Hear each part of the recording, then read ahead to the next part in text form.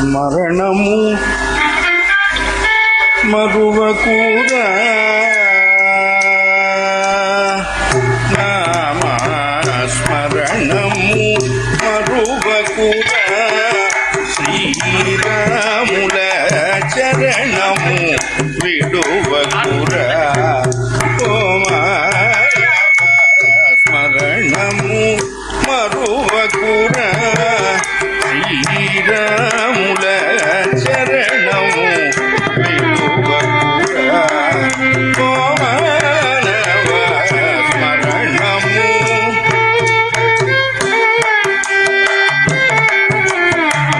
కరుణతోడ వచ్చి కరుణతోడ వచ్చి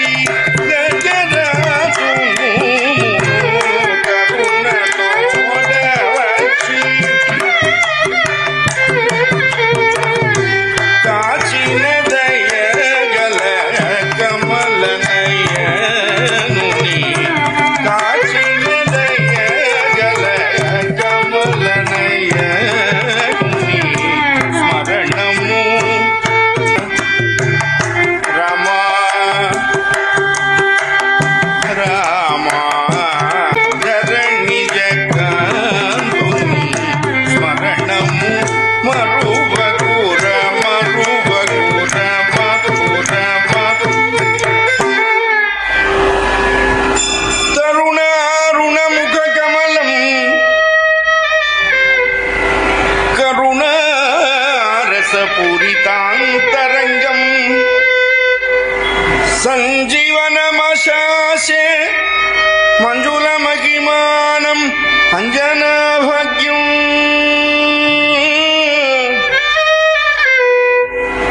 దూరీకృత శితార్తికి ప్రకటీకృత రమ వైభవ స్ఫూర్తికి దరిత దశముఖ కీర్తికి పురదో మమ పాతు హనుమతో ముక్తి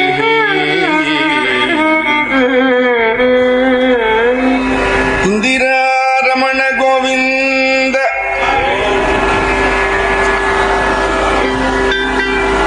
కాలక్షేపో న కర్తవ్యం క్షీణమాయుర్దినే దినే యమస్య కరుణా నాస్తి కర్తవ్యం హరికీర్తనం.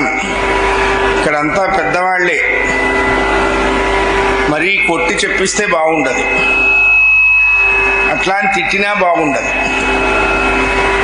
తిట్టబోతే అక్క కూతురైంది, కొట్టబోతే పూర్ణ గర్భిణి. 3 యూనివర్సిటీలు మనకి సీట్ ఇవ్వలేదు. ఎందుకంటే మా యూనివర్సిటీలో కష్టంరా నాయన, మీరు ఇంకెక్కడైనా చూసుకోండి. 3 యూనివర్సిటీలు మన అప్లికేషన్ రిజెక్ట్ చేశాయి. ఒక యూనివర్సిటీ పిలిచి మనకి సీట్ ఇచ్చింది. ఇవ్వని యూనివర్సిటీలు ఏమిటి అన్నారు? కృతయుగము, త్రేతాయుగము, ద్వాపరయుగము. పిలిచి అసలు మీరేరా మాకు ఎలిజిబుల్ క్యాండిడేట్స్, మీకంటే ఎవరు లేరు, మీకు కాకపోతే స్టైఫండ్ కూడా ఇస్తాం, 28వ తారీఖే పెన్షన్ ఇస్తాం, మీరు మా యూనివర్సిటీలో చేరండి. పిలిచి సీట్ ఇచ్చింది కలియుగం. అంటే కృతయుగంలో తపస్సు చేశారు, తరించారు. త్రేతాయుగంలో యజ్ఞ యాగాదులు చేసి తరించారు. ద్వాపరయుగంలో దాన ధర్మాలు చేసి తరించారు. సత్యము, తపము, దానము, శౌచము, ఇంత పెద్ద మాటలు మనం ఇప్పుడు అసలు అనుకోకూడదు. అనుకుంటే వాడిని వెలివేస్తుంది సమాజం. కనీసం కార్తీక మాసం నక్షత్రాలు వచ్చిన తర్వాత భోంచేయండి రా నాయన అంటే 5 నుంచి ఆకాశం వైపు చూస్తుంటా నక్షత్రాలు ఎప్పుడు వస్తాయో అని. అంటే మా కలి మానవుల సింటమ్స్ ఏమిటి అంటే ఎక్కువగా కష్టపడకూడదు, బోత్ ఫిజికల్ అండ్ మెంటల్లీ. ఇన్స్టెంట్లో రిజల్ట్ వచ్చేసేయాలి. గూగుల్ పేనో, ఫోన్ పేనో, మళ్ళీ చెక్ ఇష్యూ చేయటం, అది కలెక్షన్కి వెళ్ళటం, అంత కనెక్టివిటీ ఉండటం నచ్చదు. కలవు కష్మల చిత్తానాం పాపద్రవ్యోపజీవినాం విధిక్రియా విహీనానాం గతిర్గోవింద కీర్తనం అని చెప్పింది భారతం. కలిమానవుల లక్షణం ఏంటి? జీవులు అందరూ వాళ్ళు వీళ్ళు అనే కాదు, 2 3 6 ఆ ఎక్కం ఖమ్మంలోనూ 6, కాట్మాండ్లోనూ 6. జీవుల లక్షణం ఏమిటి అంటే ఏది విధిగా చెప్పారో అది చెయ్యరు, విధిని చెయ్యరు, నిషేధాన్ని ఆచరిస్తారు. సంధ్యావందనం రోజు సకాలంలో త్రికాలం చెయ్యండిరా, పోనీ ద్వికాలం చెయ్యండి, ద్వికాలం కుదరకపోతే ఏకకాలం అన్నా చెయ్యండి, అకాలం కాకుండా చెయ్యండిరా, పోనీ అకాలంలోనైనా చేయమన్నారు. అంటే ఏది చెయ్యాలో అదే చెయ్యాలి. మీరు 9:50 కల్లా ఆఫీస్కి వెళ్ళి ఫింగర్ ప్రింట్ వేసి సీట్లో కూర్చొని ఫైల్ ఓపెన్ చేస్తే మీ అడ్మిన్ హెడ్ వచ్చి మీకు గార్లెండ్ వేసి బొకే ఇవ్వడు. నువ్వు 10ంటికి వెడితే మెమో వస్తుంది. విధి చేస్తే పుణ్యం వస్తుందని చెప్పలా, చేయకపోతే పాపం వస్తుంది. అంటే విధి ఏదైతే అది ఆచరించాలంతే, నిషేధం అస్సలు చేయకూడదు. అయితే కలిలో ఉన్నటువంటి జీవులకి ఇది ఆపోజిట్ డైరెక్షన్లో నడుస్తుంది. చేయవలసింది మానేస్తారు, చేయకూడని దాని వెంట పడుతుంటారు. మరి ఎలా వీళ్ళు తరించేది అన్నారు. రాజా రామచంద్ర భగవానికి కొంచెం గట్టిగా అనండి. ఎవరెప్పుడు ఉంటారో ఓడతారో తెలియదు. అప్పుడు మనం ఈ వాయిస్ చెయ్యాలి అనే అభిప్రాయం లేదు. అశోషయా కేశవ కీర్తనం, భగవన్నామం గట్టిగా చేయాలి. భార్యాభర్తల మాట గుట్టుగా ఉంచుకోవాలి. మొగుడి మాట పెళ్ళాము వినాలి, పెళ్ళాం మాట మొగుడు వినాలి. అప్పుడే అది 63 కాపురం అవుతుంది. 6 3ని చూస్తుంటుంది, 3 6ని చూస్తుంటుంది. ఎటొచ్చి వీళ్ళ మాట వినకపోతే వీళ్ళిద్దరి మాటలు ఊళ్ళో వాళ్ళు వింటం మొదలు పెడతారు. అప్పుడు కొంప కొల్లేరైపోతుంది. అంత దూరం పోకూడదు. ఎప్పటికయ్యేది అప్లికబులో అప్పటికి ఆ టాకుటాకి అదర్స్ హార్ట్ను హర్టింపక హర్టవ్వక ఎస్కేప్ అయి తిరుగువాడే ఎక్స్పర్ట్ సుమతి అని విజన్ 2020 సుమతి శతకం. ఎందుకండి భగవన్నామం పెద్దగా చెయ్యటం? భగవంతుడికి ఏమన్నా వినికిడి సంబంధమైన వ్యాధి ఉందా? ఉంటే ఆదివారం దూరదర్శన్ 1 వార్తలు చూడవచ్చు కదా. అంటే ఏకక్రియా వ్యర్థకరీ బభూవ అని ధర్మశాస్త్రంలో ఈ శరీరాన్ని ఒక చెట్టుతో పోల్చారు. శరీరము అనే చెట్టు మీద పాపములు అనే కాకులు వాలి ఉంటాయి. ఎప్పుడు మంచి అకామిడేషన్. ఈ పాప వాయసములు ఎలా ఎగిరిపోతాయి అన్నాడు. అంటేనో చిటికలేస్తేనో చప్పట్లు కొడితేనో ఎగిరిపోవు. రాజా రామచంద్ర భగవానికి అంటే ఎగిరిపోతాయి. అనాలి. 100 ఏళ్ళో 102 ఏళ్ళో బ్రతుకుతాం. మిగతా అన్ని విషయాల కోసం ఏడవటం మొదలు పెడతాం. భగవంతుడి దగ్గరకు వచ్చేటప్పటికల్లా సిగ్గుపడి నవ్వుతాం. అయిపోయా. భగవంతుడి దగ్గర ఏడ్చిన వాడు చెడిపోలేదు, విషయాల దగ్గర ఏడ్చిన వాడు ఇప్పటికి బాగుపడలేదు. అందుకనే బద్ధేనాంజలినే నతేన శిరసా గాత్రై సరోమోద్గమై కంఠేన స్వర గద్గదేన నయనే నోద్గీర్ణ బాష్పాంబున నిత్యం త్వచ్చరణారవిందయుగళం ధ్యానామృతాస్వాదినం అస్మాకం సరసీరుహాక్ష సతతం సంపద్యతాం జీవితం అని చెప్పారు కులశేఖరాళ్వారు. శ్రీరామ నవమి జరిగింది. రామచంద్రమూర్తి వివాహం జరిగింది. ఫాల్గుణ శుద్ధ త్రయోదశి రోజు జరిగింది. మరి నవమి రోజు ఎందుకు చేస్తున్నామండి అంటారు. మహాత్ములు పుట్టడం మనందరికీ కళ్యాణకారకం. వాళ్ళు పుడితే మనకి శుభాలు జరుగుతాయి. అటువంటి రామ కళ్యాణం పరాభవ నామ సంవత్సరంలో పరాభవం పరాభవం పరాభవం అని మొన్న బోదర కొట్టేశారు. యూట్యూబులు, ఆట్యూబులు, మీట్యూబులు. అసలు మనల్ని పరాభవించేంత, మనం ఒకళ్ళ చేత పరాభవించేంత స్టాండర్డ్స్లో మనం లేవు. ముందర అది గమనించాలి. అసలు మనల్ని పరాభవించేంత నీచంగా గ్రహదేవతలు లేరు. అది గుర్తుపెట్టుకోవాలి. భగవంతుణ్ణి ఆశ్రయించిన వాడికి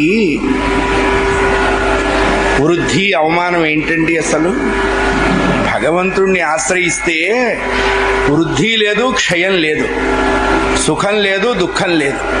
మరి ఉన్నదేమిటి అన్నారు, కేవలం జ్ఞానం మాత్రమే ఇస్తాడు ఆయన. జ్ఞానం ఉంటే అన్నీ ఉన్నట్టే. అందుకనే భగవంతుణ్ణే ఎప్పుడు ఎందుకు ఆశ్రయించమన్నారు అంటే, నాయనా లౌకిక విషయాల వల్ల లేనిపోని దుఃఖం రా, మొదట్లో బానే ఉంటుంది. ప్రతి వాళ్ళు ఇప్పుడు మీకు ఏ విధమైన ప్రూఫ్ లేకుండా రుణం ఇస్తామని చెప్పి వెంటబడుతున్నారు. వాడే మన మేనత్త కొడుక మేనమామ అల్లుడా, ఇచ్చేటప్పుడు అన్నీ ఇస్తారు. ఏదో మోజుపడి 50 లక్షలు పెట్టి కియానో మియానో ఇయానో కారు కొంటాం. 28వ రోజు వాడు వాకిట్లో ఉంటాడు, నా అప్పు ఏం చేశాను. ఇస్తే కారన్నా ఇవ్వాలి, లేకపోతే కాళ్ళన్నా ఇవ్వాలి. కానీ భగవంతుణ్ణి ఆశ్రయిస్తే ఈ లౌకిక విషయ వాసన సుఖాలు ఆయన ఇవ్వడు. అందుకోసం ఆశ్రయించకూడదు.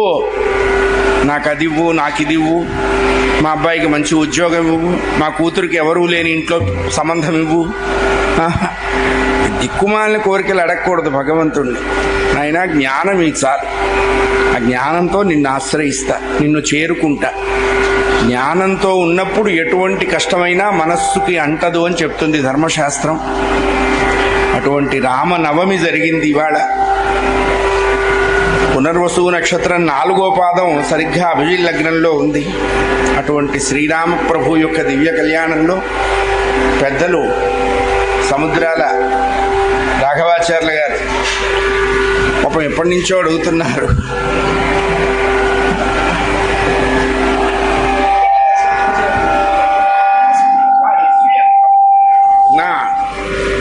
సముద్రాల వెంకట నరసింహాచార్యులు గారు వారు, వెంకట సింహాచల శాస్త్రి నేను.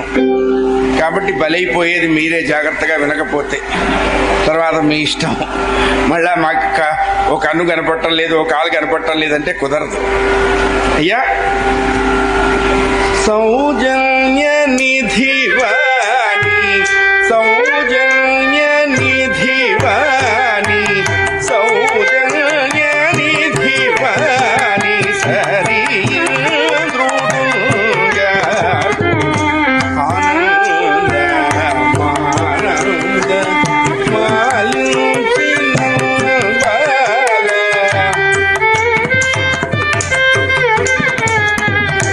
జానకి రాఘవులయ సచ్చరిత్రము సాల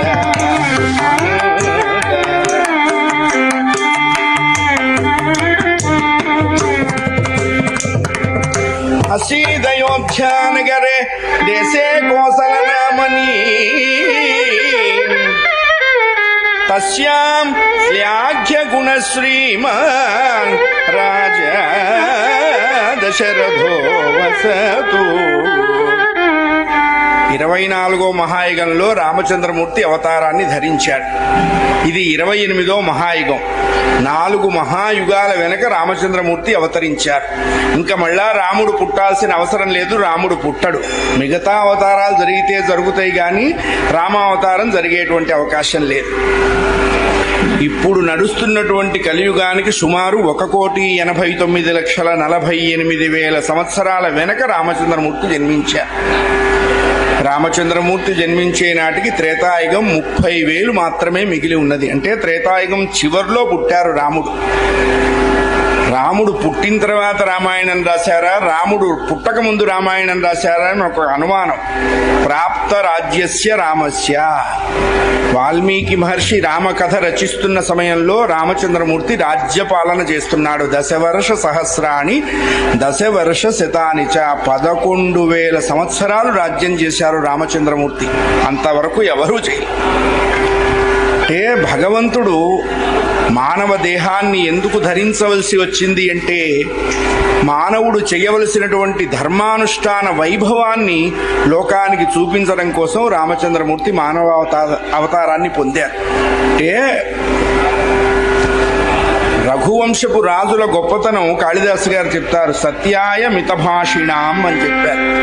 రఘువంశంలో రాజులు చాలా తక్కువగా మాట్లాడేవాళ్ళు.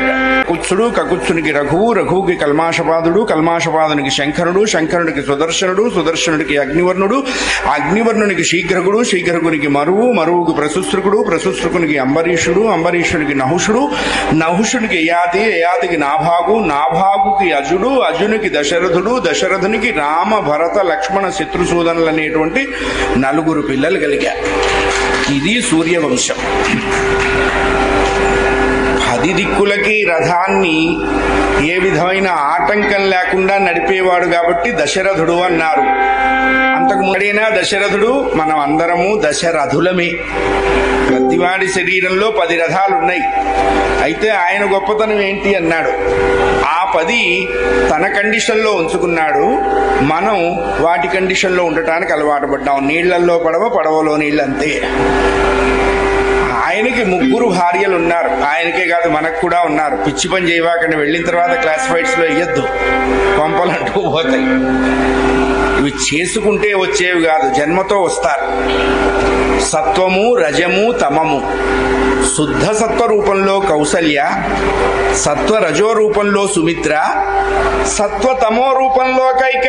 విశేషం ఏమిటంటే 916 KDM hallmark Kausalya, 50-50 Sumitra, 70-30 Kaika. మిగతా ఇద్దరికి సత్వం కలుపబడి ఉన్నది. సత్వం లేకుండా రజము తమస్సు ఉంటే భస్మం అయిపోతాయి. సత్వం యాడ్ అయి ఉండాలి. అంటే కొంచెం పర్సంటేజ్ ఉంటుంది, చకోరీ మిక్సింగ్ లాగా. 3 భార్యలతో అనేక సుఖాలు అనుభవించి 60,000 సంవత్సరాలు రాజ్యం చేశాడండి దశరథ చక్రవర్తి. సూర్యవంశంలో ఆ వంశం యొక్క వైభవాన్నంతటినీ వెలుగులోకి తెచ్చిన మహానుభావుడు దశరథుడు. సుఖానికి, భోగానికి, ఐశ్వర్యానికి, ఆనందానికి ఏమీ లోట్లేదు. కానీ అక్కడే ఉంది ఎవరి జీవితం అయినా. ఎవరినన్నా అడగండి, ఏమండి మీరంతా బాగున్నారా, వాడు ముందరంతా పాజిటివే చెప్తాడు. ఇబ్బంది ఏం లేదండి, హాయిగా ఉన్నాను, 2.5 లక్షల్లో రిటైర్ అయినాను, 1,50,000 పెన్షన్ వస్తున్నది, కొడుకు కోడలు మనవాళ్ళు మనవరాళ్ళు అందరూ వెల్ సెటిల్డ్. కానీ అంటాడు. ఏమిటిరా కానీ? పడుకుంటే నిద్ర పట్టట్లేదండి. చాలు 100 గుడిసెల్ని తగలేయటానికి 100 మణుగుల కర్పూరం అక్కర్లా, చిన్న కర్పూరం బిళ్ళదాలు. ఎంతటి వాడికైనా చింత తప్పదు. చితి శవాన్ని తగలేస్తుంది, చింత బతుకున్న శవాన్నే కాల్చేస్తూ ఉంటుంది. ఏమిటండి దశరథుడికి చింత? పిల్లలు లేరు. అవయ్యా ఏ కథ విన్నా పిల్లలు లేరు అంటే నిజమే. వెనకట్లో పిల్లలు 100 మంది, మిలియన్లు మగపిల్లలు మాకు పెళ్ళొద్దు భగవంతుడా అని చెప్పి దండం పెట్టుకుంటున్నారట.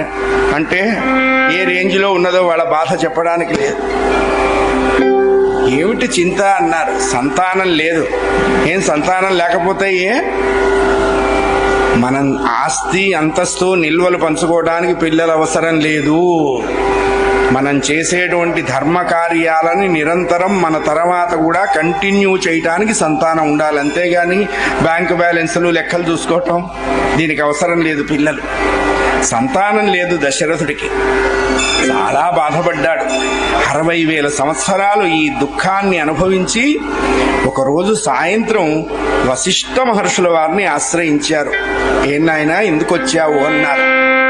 శర్వరీ దీపకచంద్రగ ప్రభాతో దీపికో రవికి త్రైలోక్య దీపికో ధర్మ సుపుత్ర కుల దీపక. స్వామి, మీరు మా పురోహితులు, మా ఆస్థాన పండితులు, మా పూర్వతరాలన్నిటి నుంచి మీరు మా ఇంట్లో పౌరోహిత్యం చేస్తూ మా క్షేమాన్ని చూస్తున్నటువంటి వాళ్ళు. మీ బోటి ఇటువంటి మహానుభావులు ఉన్నప్పటికీ నాకు ఈ దరిద్రం వదిలిపెట్టలేదు. నా ప్రారంధం అంత బలీయంగా ఉందా అని ఏడుస్తున్నాను అన్నాడు. అసలు ఏమిట్రా ఏడుపుకి కారణం అని అడిగాడు వశిష్ఠుడు. ఏం లేదండి, రాత్రిని ప్రకాశింపజేసేవాడు చంద్రుడు, పగటిని ప్రకాశింపజేసేవాడు సూర్యుడు, ముల్లోకాలని ప్రకాశింపజేసేది ధర్మము, కులాన్ని ప్రకాశింపజేసేవాడు పుత్రుడు అంటారు. అలాంటి పుత్రులు లేకుండా అనపత్య దోషంతో నేను ఎంత దుఃఖపడాలి, ఎంతకాలం ఏడవాలి ఈ బాధని మోసుకుంటూ అని దుఃఖపడ్డాడు. పిల్లలు కలుగుతారా కలగరా అని అడిగాడు. నీకు తప్పకుండా కలుగుతారా అన్నాడు ఆయన. మరి మా ఇంటి పురోహితుడు కాబట్టి ఇట్లా ఆన్సర్ చెప్పకపోతే రేపు రెండో రోజు యాడ్ ఇచ్చేస్తాను, కొత్త పురోహితులు కావాలను, అన్నీ మాకు నచ్చిన విధముగా ముహూర్తములు పెట్టగలిగినటువంటి టాలెంటెడ్ టెక్నాలజీ ఉన్నవాడు. ఇప్పుడు అంతే కదా. ఎలా కలుగుతారనుకుంటున్నారు స్వామి అన్నాడు దశరథుడు. సరే, ఎలా కలగరనుకుంటున్నావో నువ్వు చెప్పు. ఎలా? గురువు ఉండాలి. మరుపు తొలగించేవాడు గురువు, వెరపు తీర్చేవాడు గురువు, బరువు తగ్గించేవాడు గురువు. గురువు అన్నవాడికి ఈ 3 లక్షణాలు ఉండాలి. లేకపోతే వాడు మన మెడకి గుదివండ బరువు. ఈ దెబ్బతో పోవును మన పరువు, వచ్చును లేనిపోని కరువు. ఎలా కలగరు అంటే మనకి ఇంగ్లీష్లో సామెత ఉంది, possibles are always possibles, impossibles are always. శరథుడు అన్ని ఇంపాసిబుల్స్ చెప్తున్నాడండి. ఇవి జరిగితే కదా. ఏమిటి జరగనివి? ఎండమావుల నీటి నుండి అయ్యా ఎట్లు సల్వతెమ్మెర ఏ తెంచి తీర్చు, దాంతో దాహం తీరదు. ఎండమావుల్లో నీరొచ్చి దాహం తీరితే అది ఎంత గొప్పతనమో ఈ వయసులో మా పిల్లలు పట్టడం కూడా అంతే విశేషం. సరే, రెండవది కుందేలెదిరి తన కొనవాడి కొమ్ములం గృచ్చి పులిన్నేల గుల్చుటే. కొమ్ములతో పులిని చంపుతుందా? అది నిజమైతే మీరన్న మాట కూడా నిజమే. మర్రి విత్తునాట మరి దాని వలనని ఎప్పుడైనను మామిడి మొలచుటెట్లు, గాడి నిప్పున పద్మము గల్గుటెట్లు, ఎండమా పుండుటెట్లు, ఎద్దీనుటెట్లు, ముసలి వారికి పిల్లలు పుట్టుటెట్లు. అది ఎండమావుల్లో నీరుండదు, కుందేటికి కొమ్ములు రావు, మర్రి విత్తనం పెడితే మామిడి మొక్క రాదు, సూర్య భగవానుడు రాత్రిపూట రాడు, ఎద్దు ఈనదు, గాడి పొయ్యిలో పద్మం ముట్టదు. ఇవన్నీ ఎలా జరగవో మాకు పిల్లలు పుట్టడం కూడా జరగని పని.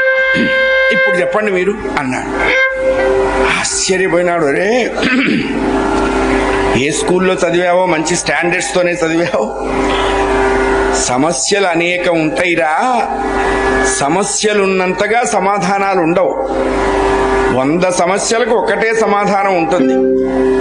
ఏదో ఈ కాంప్లికేషన్ వచ్చి డాక్టర్ దగ్గరికి వెళ్తాం, వాడు జనరల్ మెడిసిన్, వాడు 40 ఏళ్ల వెనక గవర్నమెంట్ మెడికల్ కాలేజీలో చదువుకున్న బాపతో కరోనా వెనకట్లో 5 రూపాయలు తీసుకునే వాళ్ళ ఫీజు కన్సల్టెన్సీ ఫీజు. ఇప్పుడు కన్సల్టెన్సీ ఫీజుకే ఎకరం అమ్మాల్సి వస్తున్నది. హాస్పిటల్ నుంచి బయటకు వచ్చేటప్పటికల్లా పాకెట్లో షెడ్ ఒకటి వేసి ఉంచాలి అక్కడ ఉండని. ఎందుకంటే మహామాఫియాల్లో మెడికల్ మాఫియా కూడా ఇప్పుడు బాగా ఉంది.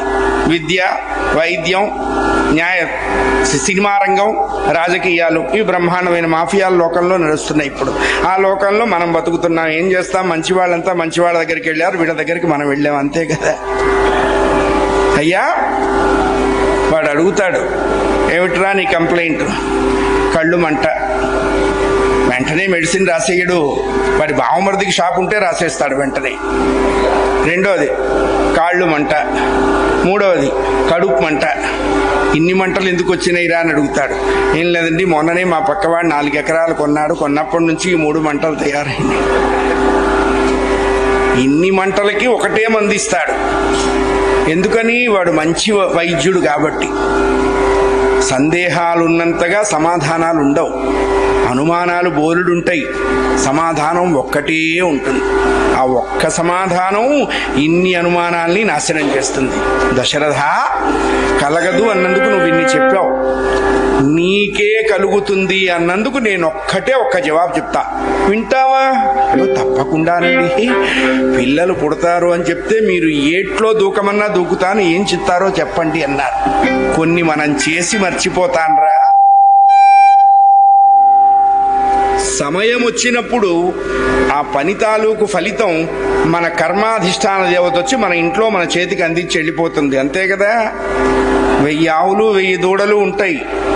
దూడల పలుపుతాడు విప్పండి, ప్రతి దూడ వెళ్ళి తన తల్లి దగ్గరే ఆగుతుంది, ఇంకో తల్లి దగ్గర ఆగదు. కర్మ కూడా అంతే. ఎవడు చేసింది వాడు అనుభవించాల్సిందే. ఇందులో ఎగ్జంప్షన్స్, కన్సెషన్స్, కొంచెం ఆమ్యామ్యా పెట్టి కొంచెం డైల్యూట్ చేయని లేవక్కడ. చచ్చినట్టు అనుభవించాల్సిందే. వండిన అన్నం తినలేకపోవచ్చు, చేసుకున్న కర్మ నుంచి ఎవ్వరూ తప్పుకోలేరు. నేను వందే భారత్ ఎగ్జిక్యూటివ్ క్లాస్లో లంచ్ కూడా చెప్పుకున్నావు. నువ్వు టైంకి వెళితే ఎక్కుతావు. నువ్వు ఎక్కినా వెళుతుంది వందే భారత్, ఎక్కకపోయినా వెళుతుంది. ప్రారంధం అంతే. మనం రాలేదని ఆగడం, అయ్యో వీడు మన జెండా వాడని కాస్త ఏదన్నా అవేం కుదరదు. అది చక్కగా క్రిస్టల్ క్లియర్గా ఉంటుంది. అది అనుభవించాల్సిందే, ఎవడైనా అనుభవించాలి. భగవంతుడంతటి వాడు కూడా శరీరాన్ని ధరిస్తే ఆ శరీరం తాలూకు ప్రారబ్ధ ఫలాన్ని అనుభవించాల్సిందే. అంతే. దశరథుడు ఏం చేశాడన్నాడు. వయస్సులో ఉండగా దశరథుడొకనాడు వేటకై తరలి నట్టడవిలోన, దశరథుడొకనాడు వేటకై తరలి నట్టడవిలోన, నిషేధమున మృగమును కొని యొక్క మునింపు చేశరా.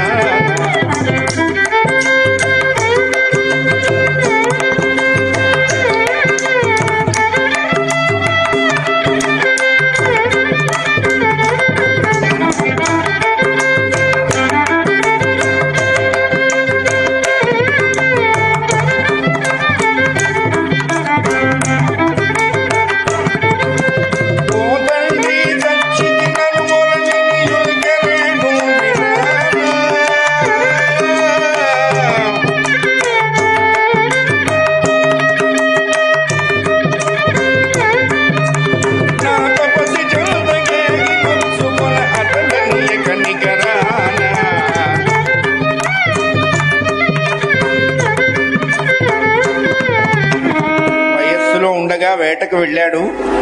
ఎవరికి తెలియని రామాయణమయ్యా నువ్వు మళ్ళా మొదలు పెట్టావు అంటే, అనర్ఘ రాఘవము అని మురారి ఒక రామాయణం రాశారు. అప్పటికే రామాయణాలు రాసినవి చదవలేక చచ్చిపోతున్నారు పబ్లిక్. వీళ్ళందరూ చదవలేక కోర్టులో సూట్ వేశారట వీడి మీద. ఏకసభ్య ధర్మాసనం రామచంద్రమూర్తి బెంచ్కే వచ్చింది. వస్తే రామచంద్రమూర్తి మురారిని అడిగారట, రాశావా అని. రాశానండి అన్నారు. ఎందుకు రాశావురా, మళ్ళా చచ్చిపోతున్నారు జనం అంటే. ఆయన అన్నట్ట, నన్ను తప్పు పడతారేంటి ఎవరన్నారు, నాదేం తప్పు లేదు, నాకంటే 2 ముందే తప్పు చేశారు అన్నట్ట. ఎవరా 2 అని అడిగారట రామచంద్రమూర్తి. మంచి గుణాలన్నీ కట్టగట్టుకొని రామచంద్రమూర్తి దగ్గరికే వెళ్ళటం మంచి గుణాల తప్పు. ఇన్ని మంచి గుణాలు రామచంద్రుడు ఒక్కడే కలిగి ఉండటం రాముడు తప్పు. వీళ్ళ 2 తప్పులు ఎత్తి చూపడం ఏం తప్పు అవుతుంది అన్నట్ట. కేసీజెడ్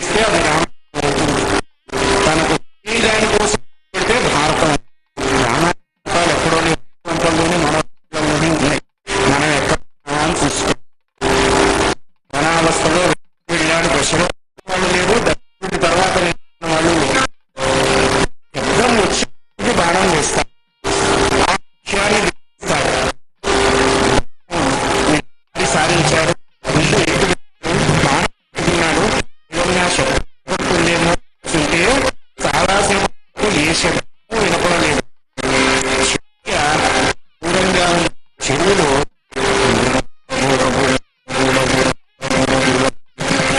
ఎనుగు పళ్ళ నీళ్లు తాగుతున్న శబ్దం వినపడి చూ మన శరీరంలో ఉన్నే మనల్ని వేస్తాయి. అదే నిజం అనుకో, కానీ నువ్వు చూసినప్పుడు అక్కడ ఎనుగు తాగుతూ అనుకున్నాడు, వేశాడు, నువ్వు వెంక అనుకున్నాడు. బదులు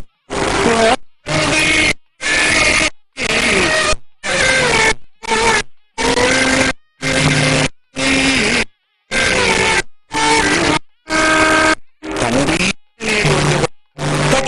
పడేటప్పుడు ఉలికిపోయినాడు. ఉలిక్కి శరీరం చెమటలు శరీరం కంపించడం పెట్టింది.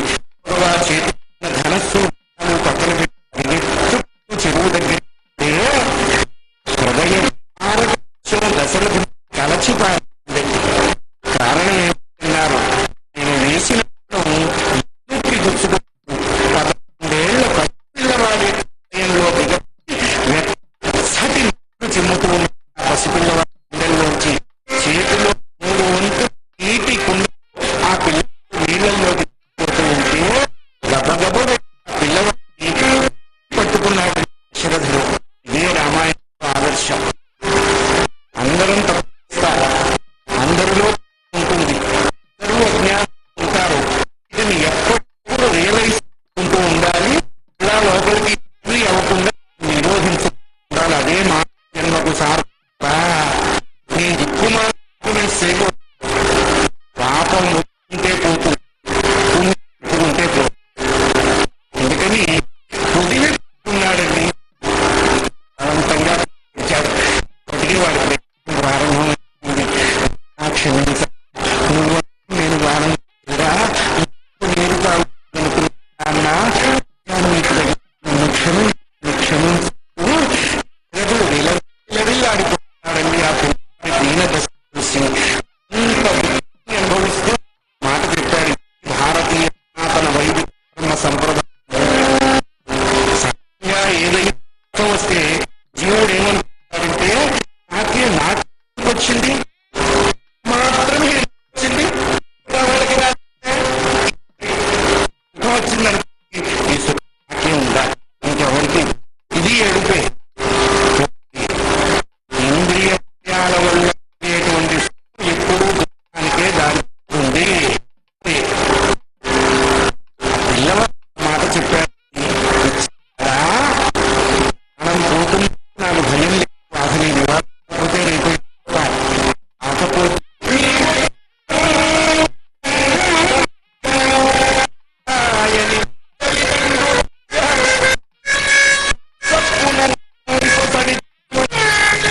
తలబడేతో వాళ్ళు లాక్కెళ్తాయి. ఎవడి మరణం నిర్ణయింపబడు దాన్ని ఎవరు తెలియదు, అనుభవించాలి. అది చెప్పేసిన పోతున్నా ఇక్కడికి దూరం మా తల్లిదండ్రులు నేనే ఇంతగా మార్గదర్శి కళ్ళు వాళ్ళ పెట్టి వాళ్ళని నడుస్తున్నాను. ఎండ తోడై ఆనుకుని పిల్లగా నేను చూసినటువంటి నా వీటికి తప్పకుండా చెప్తున్నానయ్యా. ఇక వాయించలేకున్నది తప్ప ప్రాణం పోతున్నది నాకు లేదు. ఇది ఆయనంలో ప్రత్యక్ష జన్మని తల్లిదండ్రులే శనివారం లేకపోయినా వెంకటేశ్వర స్వామి ఎవడు నేను కార్తీకమాసంలో ఏకాదశికి వ్రతం పోయినా సత్యనారాయణ ఏం అనుకోడు. ఉదామవారికి చేయకపోతే ఏం అనుకో. భద్రాద్రి వంటి తలంబరాకపోయినా ఫీల్ ఎవరు. జన్మనిచ్చే తల్లిదండ్రుల్ని మనం జీవించకపోతే వాడు దుఃఖపడు. నా పరిపాలనలో ఇంత వేసి ఎలా జన్మనిచ్చిన తల్లిదండ్రులే మనకి ప్రత్యక్ష దేవతలు. వాళ్ళ విలువ మనకి ఏం తెలియదు. వీడికేదో వాళ్ళు ఉన్న గౌరవించాలి. తల్లిదండ్రులకి చక్కగా గుళ్ళ కూర్చోబెట్టు. ఇది తెలుసుకోవాలి. మన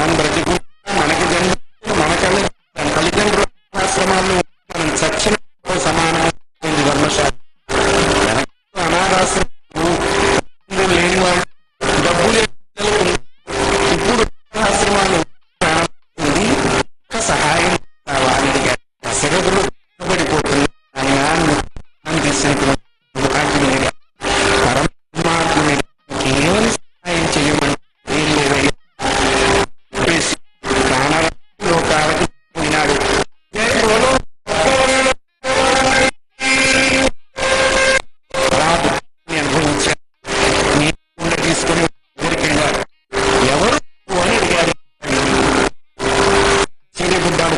బుద్ధివాళ్ళు నేను పిల్లవాడు కాదని వీళ్ళు కనుక్కున్నారు. మనకు కూడా అనుమానం. వాళ్ళు వినేటువంటి అడుగుల ఇప్పుడు వినపడుతున్న అడుగుల చాలా అని చెప్పారు. వాళ్ళు వాళ్ళ పిల్లలు చెప్పారు. మనిషి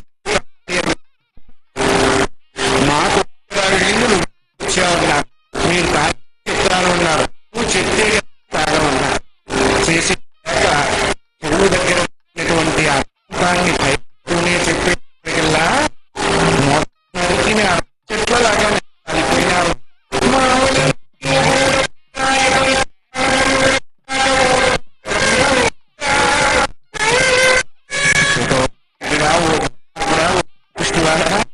మా పిల్లల్ని నిష్కారణంగా నుండి దూరం గురునమ్మాని మంచి తెస్తావా? నీ మంచి కంటే పుత్ర వియోగంలో దగ్ధ మా ప్రాణాలు పోవడం చాలా మంచిదిగా. ఏది దిక్కు ఏది దారికి ఎవరు కోరుచు మమ్మల్ని ఎవరు కాపాడుతారు? మా రక్షణ ఎవరు? పుత్ర పుత్ర పుత్ర అంటూ దశరథుని దూషించారు. పించలేదు.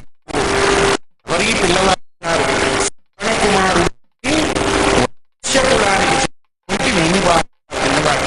అందుకే దశరథుడికి బ్రహ్మహత్య పాతకం కాలేదు. ఎందుకు అన్నారు? బ్రహ్మహత్యా పాతకం ఉంటేనే సంతానం కలగదు. ధర్మశాస్త్రం కుమారుడు ఆ పిల్లవాడు మనకిప్పుడు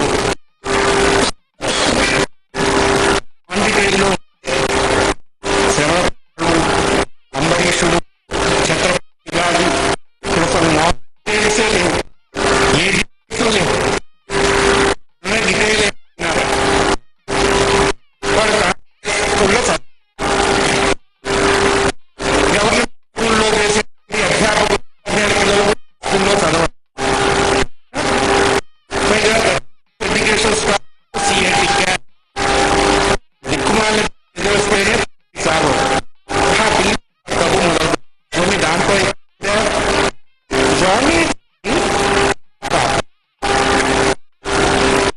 చిలక పలికితూ ఆస్కార తల్లికి భాస్కర్ వచ్చినంత ఈటింగ్ వాడి 5 ఏళ్ళు లేదు. ట్రైనింగ్ 60 ఏళ్ళు భద్రాలో లక్ష చేస్తాడు. వివేకమైనా వివేకములైనా తల్లిదండ్రుల చాలా ఉంటుంది. మనం చదవాలి. భారత జాతీయతను మూల స్తంభాన్ని వాళ్ళు నా దేశం గీత, నా అగ్ని పునీత, నా దేశం పావనగా, నా దేశం పరంగా కేవలం నింపుకోవటానికి దేశాన్ని రక్షించడం కోసం చదవాలి. చదువుకుంటే ఈ దేశంలో పుట్టినందుకు సార్థకత. వాళ్ళు వదిలేశారు. వదిలేస్తున్నారన్న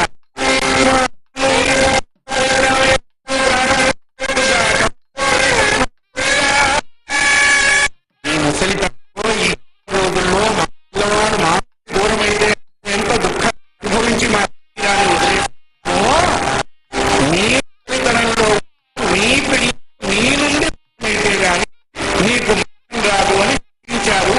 వదిలేశారు.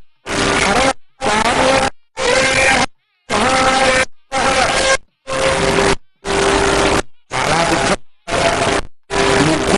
దహన సంస్కారం చేశారు శరవుడు. అది ఇక్కడ ధర్మం తప్పితే భగవంతుడు పుట్టడంలో గుర్తుపెట్టు.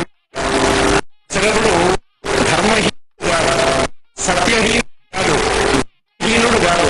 అందుకనే సత్యానికి, ధర్మానికి, జ్ఞానానికి మూలమైన పరమాత్మ వాళ్ళ ఇంట్లో ఆచరించడం మొదలైతే భగవంతుడు తిరుగుతుంటే అది విషయం. అందుకనే సత్యనారాయణ వ్రతం చేస్తాం. దృష్టి ఎప్పుడు పెద్ద ఇచ్చామా పచ్చడి ఇవ్వకూడదు. వాడికి ఎంత తక్కువ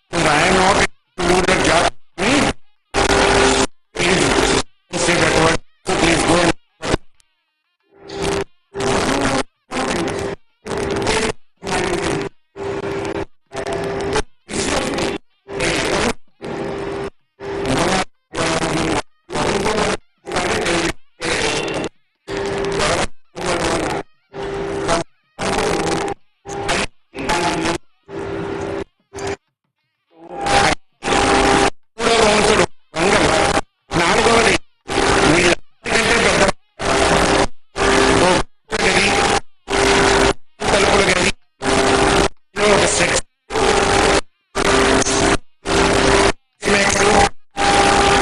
పెట్టేసి కొన్ని కొన్ని సచిన వైద్యం కొన్ని కొన్ని సచిన వైద్యం దృష్టం ఆ గదికి ఒక పెడతారు. నువ్వు ఇంటే కాదు ఇప్పటికే ఎక్స్టెన్షన్ పోయింది. ఇంటెన్షన్ అక్కడ పెట్టారు. కాకపోతే అప్పుడు మోర్ అని అప్పటి వరకు అక్కడ వాడు బయట అంటే నాలుగు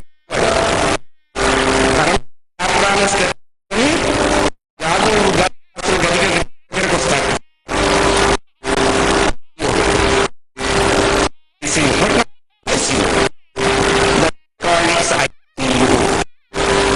ఈ నలుగురు ఎవరో రక్షిస్తారు. అది మాత్రం సిన్సియర్ మొదటి భోగము దానభోగం లేకపోతే నాశము. దాని పేరు బంధనము. బంధనము అంటే పోయేది. నువ్వు ఖర్చు పెట్టకపోతే దానం ఎప్పుడూ లోపం చేయకూడదు అన్న దశరథుని శపించి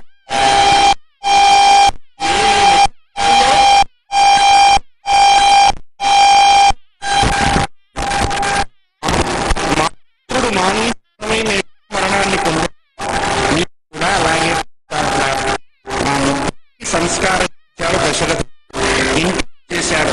కాల ప్రవాహంలో ఈ విషయం మర్చిపోయినాడు. గుర్తు చేసి వాళ్ళు నేను చెప్తున్నాను. నేను ఫోటోగ్రాఫ్ తీసా.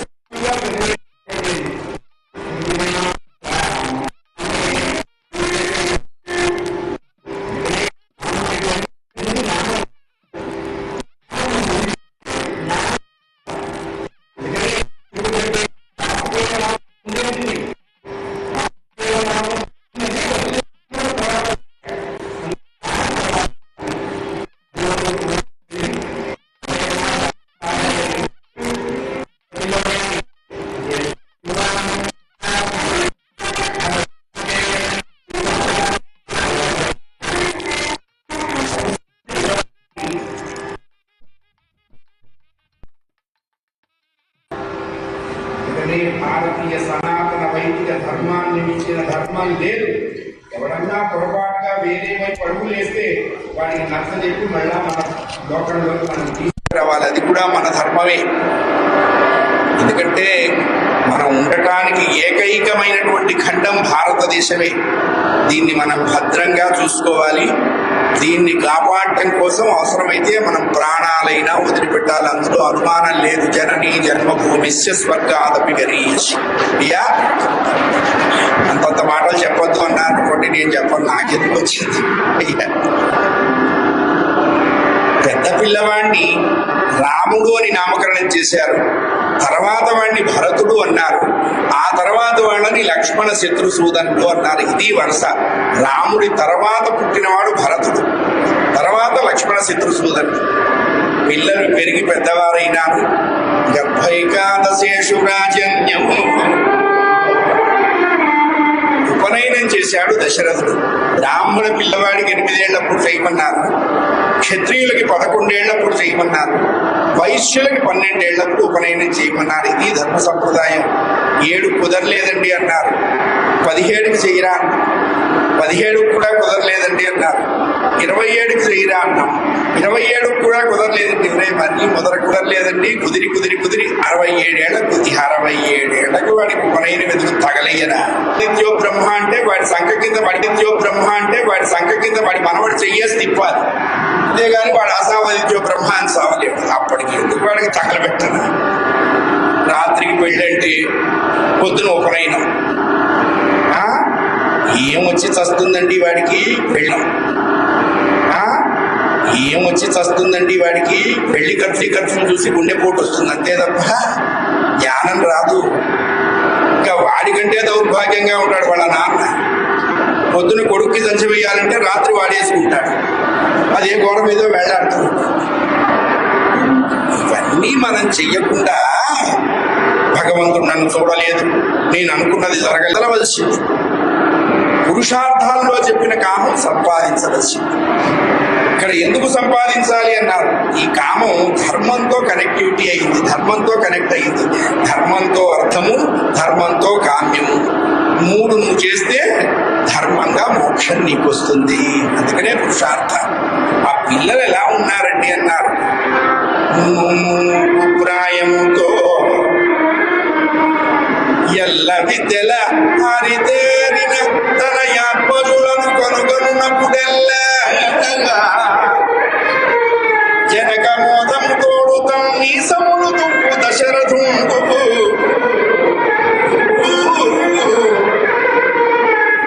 అతని సుతులందరియందు లోకైక వీరాగ్రణి అఖిల సుగుణ నిధియు సౌందర్య వినిర్జితనకు రాముడి మీద దొడ్డ ప్రేమ. అంత పక్షపాతం అంటే అయితే ఆ ముగ్గురు సంగతి లేదా అంటే, ఆ పెద్ద పిల్లవాడు వీళ్ళందరినీ కన్న తండ్రి రావాడు. 84 లక్షల జీవరాశులకి జన్మనిచ్చిన తండ్రి ఆయన. 84 లక్షల జీవరాశులకి జన్మనిచ్చిన తండ్రికి తండ్రి అయినాడు దశరథుడు. మరి అట్లాంటి వాడి మీద ప్రేమ ఉండకుండా మన మీద ఉంటుందా? ఎందుకు ఉండాలి అసలు?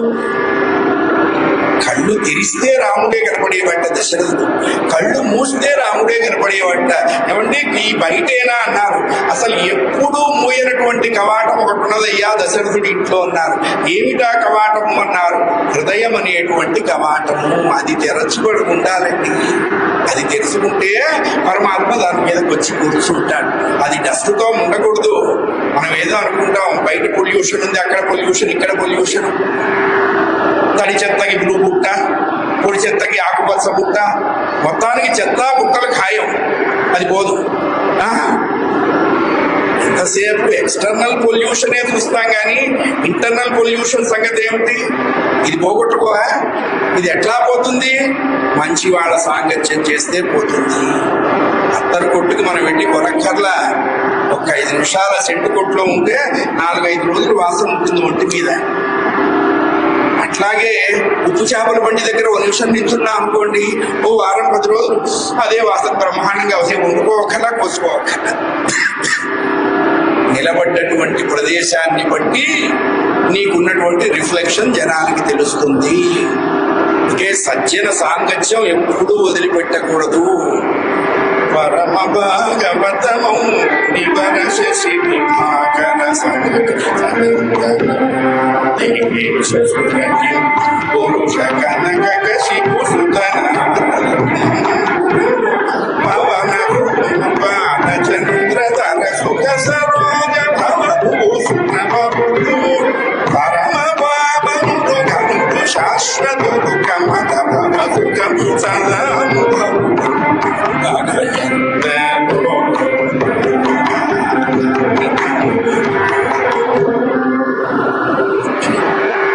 అట్లాంటి సాంగత్యం చేస్తే గోడ మీదకి ఎక్కలేకపోయినా పిట్టగోడ మీదకైనా ఎక్కుతాం. అయ్యా అంటే రాముడి మీద అంత ప్రేమ దశరథుడికి, మనందరికీ కూడా ఆ ప్రేమే ఉండాలి అన్నారు. అలా సభ తీర్చి ఉంటే అందరూ అనిమిషైరివా అని చెప్పారు. రెప్ప వేయడం మర్చిపోయి పిల్లల్నే చూస్తున్నారండి. దశరథుడి సౌభాగ్యం, దశరథుడి భాగ్యం చూడండి. 60,000 సంవత్సరాల తర్వాత అలాంటి పిల్లలు పుట్టారు.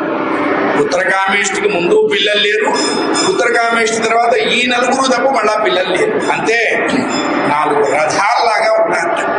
అలాంటి పిల్లల్ని అందరూ చూస్తూ ఉంటే సూర్యవంశంలో జన్మించినటువంటి ఒక మహానుభావుడు రామచంద్రమూర్తికి 16వ సంవత్సరం వచ్చినప్పుడు 16వ సర్గలో ప్రవేశించాడు.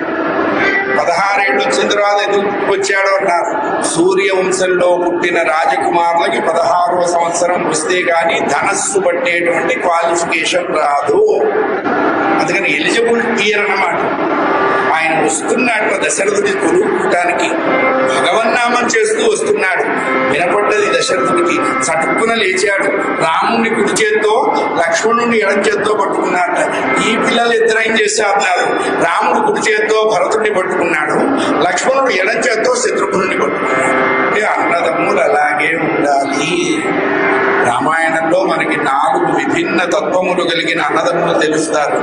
రామ, భరత, లక్ష్మణ, శత్రుసూదనులు ఫస్ట్ గ్రేడ్ అన్నదమ్ములు. సంపాతి, జటాయువుడు సెకండ్ గ్రేడ్. వాలి, సుగ్రీవుడు థర్డ్ గ్రేడ్. రావణ, కుంభకర్ణుడు 4th గ్రేడ్. ఇప్పుడు ఇందులో మనం ఏ గ్రేడ్ లో ఉన్నామో చూసుకోమని చెప్పారు. ఫస్ట్ సెకండ్ వరకు ఓకే, మరీ థర్డ్ అయితే వెంటనే ఆటోమేటిక్ గా 4కి మీ జాబితా నెట్టివేయబడేను అని వస్తుంది. పోకూడదు. గబగబా లేచాడు. ఆయన వస్తూ ఉన్నాడు. వస్తున్నవాడు ఊరుకున్నాడా? వాసవుండైనా నీకు సమానమా, వాసవుండైనా నీకు సమానమా, పడిన నీవు రాసి సాయం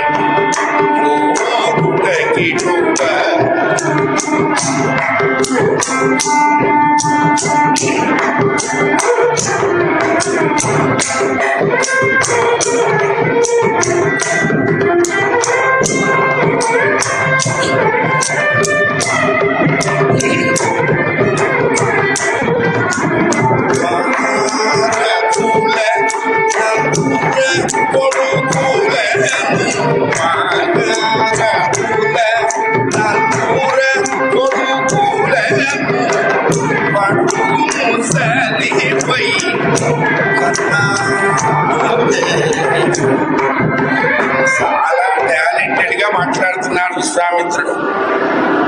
అసలు ఇంద్రుడు కూడా నీ ముందు దిగదుగ్గిపోయి అన్నాడు. ఎందుకన్నాడు అన్నాడు. తర్వాత వీడితో పని ఉంది కాబట్టి కాస్త అట్లా ఓ ప్రస్తుతి, ఓ ప్రసంగం చేశాడు. పొగిడాడు. పొగడ్త సెంటు లాంటిది, పూసుకోవాలి కానీ తాకూడదు. రెండో మాట ఏమన్నాడు? నడుము వంగినటువంటి సమయంలో 60,000 సంవత్సరాల తర్వాత 4 కొడుకులు పుట్టారు నీకు అన్నాడు. అంటే ఏంటి మాటలో అర్థం అన్నారు? ఇప్పుడు నా రాకకి మీ ఇంట్లో ఉన్నటువంటి ఆ డైమండ్స్ కి ఒక ఇంటర్నల్ లింక్ ఉంది, అందుకోసం మీ ఇంటికి వచ్చాను అన్నాడు. పాప ఈ ముసలాయనకి అర్థం కాల. చాదస్తం ఉంటుందిగా ముసల్తనంలో. మీరు ఏదడిగినా ఇస్తాను అన్నాడు. ఎందుకంత మాట చెప్పండి. ముసల్తనంలో 3వ హస్తం చాదస్తమే. వాడు ఏదో వాకిట్లో మంచం వేసి పడుకోబెడతారు బట్టి వాడినో ఆవిడ. ఆ మనవడి కోసం ఎవడో పోరగాడు వస్తాడు. వాడు కరెక్ట్ గా వీడి మంచం దగ్గర షూ స్టాండ్ లాగా చెప్పులు అక్కడ వదిలేస్తాడు. వీడు కాపలా ఉంటాడుగా ఫ్రీ చెప్పులు స్టాండ్ లాగా. వీడికి నిద్ర పట్టదు. ఎవరా వచ్చింది ఎవరు అని మంచం మీద నుంచి 3 వంతులు లేచి అరుచుకుంటాడు. ఆ కోడలు పోయి, మీకెందుకు మావయ్య, వాడి కోసం వచ్చారు, పడుకోకూడదా? అవునా, ఇప్పుడు పడుకో. తెలిస్తే వీడు ఏమన్నా చేసి వచ్చాడా? ఏ ఐపీఎల్ మ్యాచ్ ఏమన్నా వెళ్ళాడు? ఏం లేదుగా. చాదస్తం వదిలి సావరు. మనం మన వాళ్ళు అనుకుంటాం, మా అత్తగారు చాదస్తం, మా మామగారు చాదస్తం, చంపేశారు. రేపు ఈ కోడలు అదే డైలాగ్ చెప్తాం. తప్పదు. ఎక్కడైనా సంసారాలు ఎందుకు పాడవుతాయి అన్నారు. ఆడవాళ్ళు ఏమనుకుంటారంటే, మా కొడుకు చవట వాళ్ళ అత్తగారింటికి వెళ్ళాడు, మా కూతురు తెలివిగలది వాళ్ళ ఆయన్ని తీసుకొచ్చింది. కూతురు తెలివిగలది, కొడుకు చవట. ఎట్లా కుదురుతుందండి ఇది? ఈ దూరం దగ్గరైపోవాలి. ఈ దూరం పోతే గాని సమాజాలు బాగుంటావు. ఓ పని కోసం వచ్చాను అన్నాడు, మీరు ఏదడిగినా ఇస్తాను అన్నాడు. ఆడి తప్పవు కదా అన్నాడు. ప్రాణమైనా వదులుతా గాని ఇచ్చిన మాట తప్పదు అన్నాడు. వెంటనే దశరథుడి వెనకాల వినయ దేవత ప్రతినిధిగా రామచంద్రమూర్తి ఇలా 2 చేతులు కట్టుకొని తలను ఉంచుకొని నిలబడ్డాడండి. తండ్రి వెనకాల కొడుకు ఎలా ఉండాలో అలా ఉన్నాడు ఆయన. అందుకనే తండ్రి కొడుకులు ఎలా ఉండాలో రామాయణం చెప్పింది, భార్యాభర్తలు ఎలా ఉండాలో రామాయణం చెప్పింది, అన్నదమ్ములు ఎలా ఉండాలో రామాయణం చెప్పింది, స్నేహితులు ఎలా ఉండాలో రామాయణం చెప్పింది, మిత్రధర్మం ఎలా ఉండాలో రామాయణం చెప్పింది, ఎలా ఉండకూడదో చెప్పింది భారతం, ఎలా ఉంటే మోక్షం కలుగుతుందో చెప్పింది శ్రీమద్ భాగవతం. అందుకనే భారత భాగవత రామాయణాలు తల నెరిసిన తర్వాత ముట్టుకోవాల్సిన పుస్తకాలు కాదు, తలపులు నెరవటం కోసం ముట్టుకోవాల్సినటువంటి పుస్తకాలు భారత భాగవతాదులు. అయ్యా ఏం కావాలి అన్నారు. వెనకాల ఆయన ఉన్నాడు, తండ్రి వెనకాల ఉన్నాడు, మేఘం సాటున చంద్రుడిలాగా ఉన్నాడు ఆయన. విశ్వామిత్రుడు చూపులు ఏమన్నా ఆ నల్లటి వాడి మీద పెట్టారు, పలుకులు ఏమన్నా ముసలాయనకు చెప్తున్నాడు. ఎంత టాలెంటెడ్ అండి. స్వసుతం ముసలి దశరథుడికి కాళ్ల కింద భూమి కదిలినట్టు అనిపించింది. సంపాదించుకున్నాడు. నాకు 4 కదా, ఎవరు కావాలంటున్నారు? రాజులలో పెద్ద పులి వంటి వాడు కావాలి అన్నారు. మా ఇంట్లో అన్ని శార్దూరాలే గాని మార్జాలాలు పుట్టలేదు అన్నాడు. ఎందుకంటే ఆ ఒక్కటి అడగంటున్నాడు. అరే ఏమిట్రా వీడు ఇట్లా అంటున్నాడు? రామం రమంతే సర్వజన. మా ఇంట్లో 4 అదే అన్నారు. సత్య పరాక్రమము. దీనికే వేదాంతంలో అక్లిష్ట కర్మణే సచ్చిదానంద రూపాయ. సత్య పరాక్రములు అంటే శాశ్వతము, శుద్ధము, బుద్ధము, ముక్తము, సర్వలోకైక శరణ్యము. ఎవరి యొక్క పరాక్రమానికి దేవతలు సైతం మునిగిపోతూ ఉంటారు. అందుకనే ఓంస్మిన్ సాంప్రదం లోకే గుణవాన్ కస్య వీర్యవాన్ ధర్మజ్ఞస్య కృతజ్ఞస్య సత్యవాక్యో దృఢవ్రత. 16 లక్షణాలు అడిగాడండి వాల్మీకి మహర్షి నారదుల వారిని. 16 కలిగి ఉన్న ఏకైక మానుష రూపం రామచంద్రమూర్తి. జితక్రోధుడు, జితేంద్రియుడు, అటువంటి వాడు నీ వెనకాలన్నాడే. కాకపక్షధరం. రామచంద్రమూర్తికి ముంగురుల సౌభాగ్యం బాగా ఉండేది కదా. ఉంగరాల వెంట్రుకలు ఉండేవిట. ఆ ఉంగరాల వెంట్రుకలన్నీ కౌసల్య ముడేస్తే కొన్ని వెంట్రుకలు ముళ్ళోంచి జారేవిట. ఎట్లా ఉండేది ఆ సౌఖ్యము అన్నారు.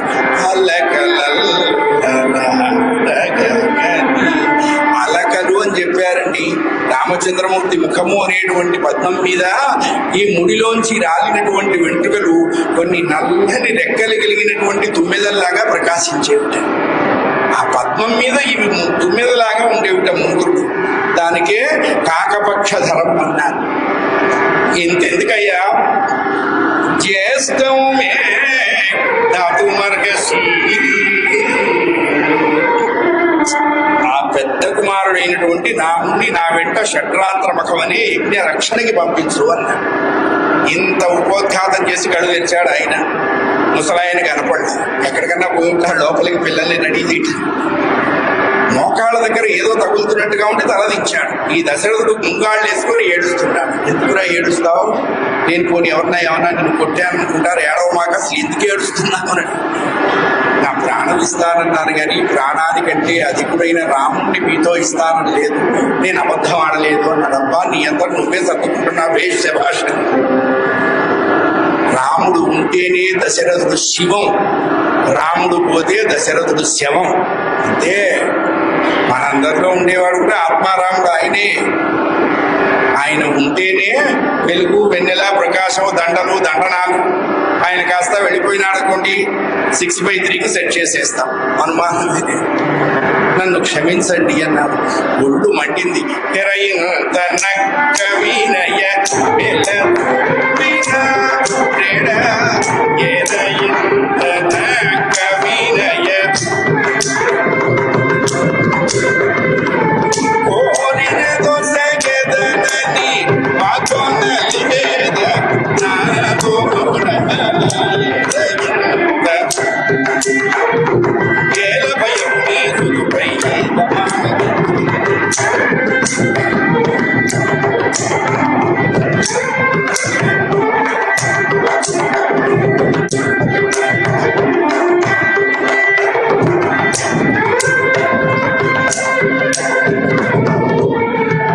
దశరథ ఏరా అన్నట్టండి. అంటాడా? చక్రవర్తిని పట్టుకొని అంటాడా? కోపం వస్తే అంటాం. అక్కడ చక్రవర్తి అయినా ఇంకోటైనా మనకు లక్ష్యం లేదు. ఏరా నరికేస్తా అంటాం కానీ బాబు మీరు అనుమతించినచో మిమ్మల్ని నరకమందురా, గొడ్డలి వాడమందురా, కత్తి వాడమందురా. ఈ డైలాగ్ ఉండదు, అప్పుడంతా డైరెక్టే. అబద్ధం ఆడేటువంటి నిన్ను చూడటం మహాపాపం అన్నాడు విశ్వామిత్రుడు. కళ్ళలాడువాడు నిక్కముగా నొక్క మగవాడా అని అడిగాడు నారాయణదాస్ గారు. అసలు అబద్ధం ఎవరు ఆడకూడదన్నారు. ఎందుకు ఈ మాట అన్నారు అన్నారు. నారాయణదాస్ గారు 88 ఏళ్ళు బ్రతికారు. వారు ఎప్పుడు అబద్ధం ఆడెరగట. మరి ఆయనే చెప్పాలి. నా పొట్టి వాడు చెబితే ఏముంది? సత్యవ్రతం పాటించేవాడే సత్యం మీద విశేషాలు చెప్పగలుగుతాడు. నీ మొహం చూడలేను అన్నాడు. ఆయన వెళ్ళిపోతుంటే ఈయన వెంటబడ్డాడు. గుమ్మం దాకా వెళ్ళి విశ్వామిత్రుడు ఆగాడు. స్వామి మనస్సు మారిందే అన్నారు. మారటానికి అన్ని మనస్సులు లేవురా, మా దగ్గర ఉన్నది ఒకటే.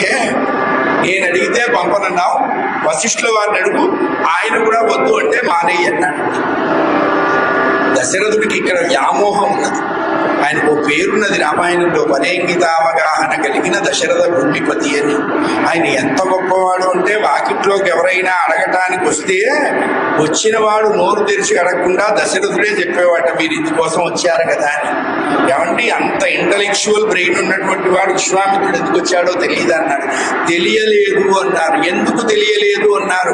అక్కడ కేవల శుద్ధ సత్వ సచ్చిదానంద సాకార పరబ్రహ్మ మీద దశరథుడి మనస్సు చుట్టుకుపోయిందయ్యా. ఇనప తీగ చుట్టుకుపోయినట్టు చుట్టుకుపోయింది. ఆ చెట్టు నుంచి తీగను విడదీయండి, ఎంత కష్టం అవుతుందో. ఎంత మాత్రమున ఎవ్వరు తలచిన ఎంత మాత్రమే. ఆ తీగకి తిప్పదీయడం చాలా కష్టం. దశరథుడికి అంత వ్యామోహం ఉన్నది రామచంద్రుడి మీద. వ్యామోహం వేరు, మోహం వేరు. వ్యామోహానికి తేడా ఏంటన్నారు. ఆ వస్తువు మన దగ్గర ఉంటే దాన్ని వదిలిపెట్టాం, ఆ వస్తువు దూరంగా ఉన్నా దాన్ని వదిలిపెట్టాం. ఇది వ్యామోహం. మోహం అంటే ఏంటండి? అది రాకపోతే ఇది, ఇది రాకపోతే అది. బిట్స్ పిలానికి అప్లై చేశాం, పడిచి అవతలికి పోతున్నారు. ఆర్ఈసీకి అప్లై చేశాం, గేట్ క్లోజ్డ్ అన్నారు. అంతా అయిపోయిన తర్వాత 10 లక్షలు ఇస్తే మా గేట్ ఓపెన్ అయ్యి ఉందన్న. సరే ఆ కాలేజీకి వెళ్ళి 10 లక్షలు ఇచ్చి చదువు కొనుక్కొని వచ్చాను. చదువు కొని రాలేదుగా, చదువు కొనుక్కొని వచ్చాను. మోహం అంటే ఏంటన్నారు. వ్యామోహానికి దశరథుడు, మోహానికి శూర్పణఖ నిదర్శనము అన్నారు. రాముడు ఎందుకు మనస్సు ఉండి ప్రాణం వదిలేశాడు. రాముడు వద్దు అంటే ప్రాణాన్ని లక్ష్మణుడు వైపు పెట్టి ముక్కు చెవులు వదిలేసింది శూర్పణఖ. అంత తేడా ఉంది వ్యామోహానికి మోహానికి. వెంటనే వశిష్ఠుడి దగ్గరికి వెళితే ఆయన దశరథుడికి బాగా క్లాస్ పీకాడు. అసలు విశ్వామిత్రుడు రావటమే గొప్ప, అడగటమే గొప్ప, మేనమేషాలు లెక్క పెట్టవద్దు, అబద్ధం ఆడావు కాబట్టి మూడో పిల్లవాడైన లక్ష్మణుడు కూడా వెంట పంపించు అన్నాడు. ఈ ముసలాడి దగ్గరికి పొరపాటున వచ్చాం, వాడు ఏదో ఒక్కడిని అడిగితే వాడితో ముక్కుడికి వీడికి వచ్చి క్యాండిడేషన్ ఫైన్ వేసుకున్నారు అనవసరంగా. ఎందుకన్నారు?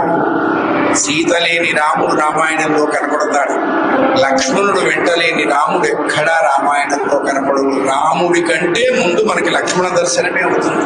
ఎందుకు అన్నారు? దాసుడి ద్వారానే పరమాత్మని దర్శనం చెయ్యాలి. ఆ పిల్లలిద్దరినీ సిద్ధం చేశారు. పిల్లల్ని తీసుకుని బయలుదేరారు విశ్వామిత్రుడు. అసలు బాలకాండలో ఎవరు నిజమైనటువంటి కథానాయకుడు అంటే విశ్వామిత్రుడే కథానాయకుడు, రాముడు కాదు, లక్ష్మణుడు కాదు. ఆ పిల్లల్ని తీసుకొని అర్ధయోజన ప్రయాణం చేసి సాయంత్రానికి సరయు తమస సంగమ ప్రాంతంలో ఆగారు విశ్వామిత్రుడు.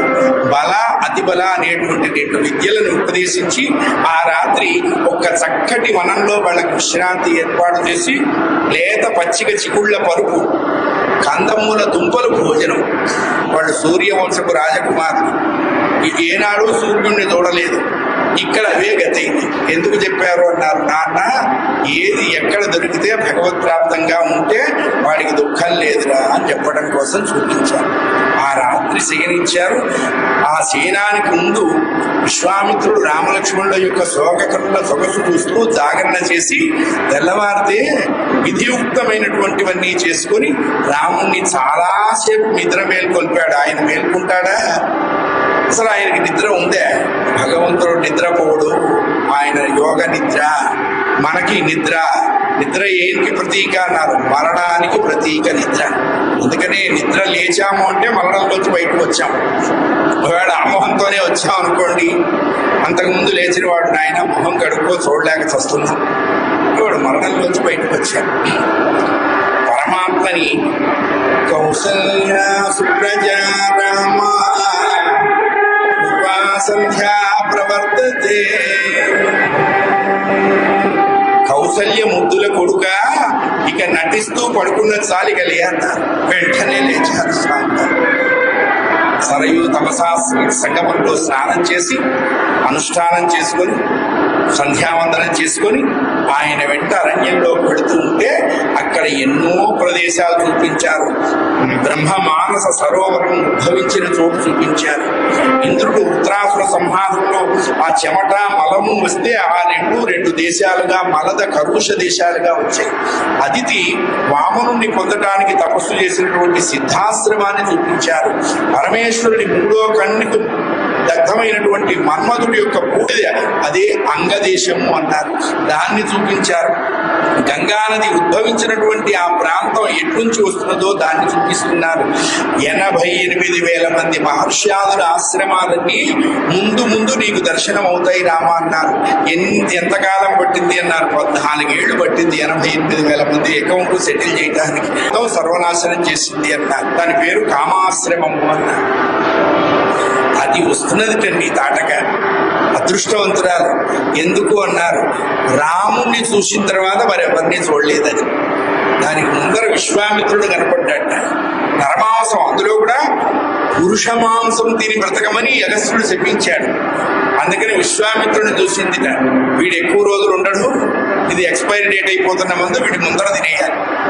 ఈ పిల్లల్ని తొందరగా తినకూడదు, ముక్కల పచ్చడి కింద కొట్టాలి, బాణలో ఊరేయాలి. బాగా ముక్కల పచ్చడి, మాగాయ ఆవకాయ 3వ రోజుకు బాగా ఊరుతాయి.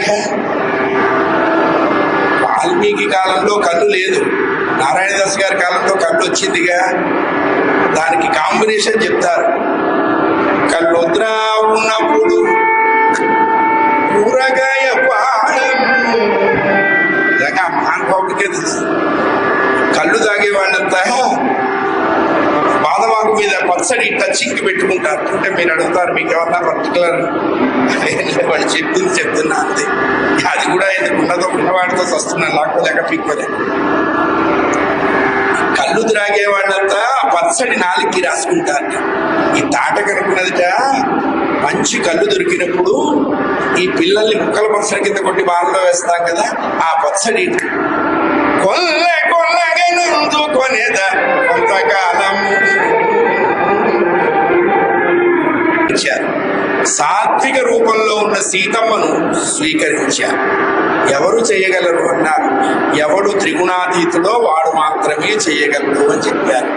తాటగాన్ని బరహణమైన తర్వాత యాగాన్ని రక్షిస్తూ సుబాహుని సంహరించి మారీచుని పశ్చిమ సముద్రంలో పడేట్టుగా కొట్టి అక్కడ నుండి గౌతమాశ్రమానికి పెడితే వాల్మీకంలో అహల్య రాతిగా పడి ఉండదని చెప్పలేదు. వాయుపక్ష నిరాహార తప్యంతి భస్మశాయిని అని చెప్పారు.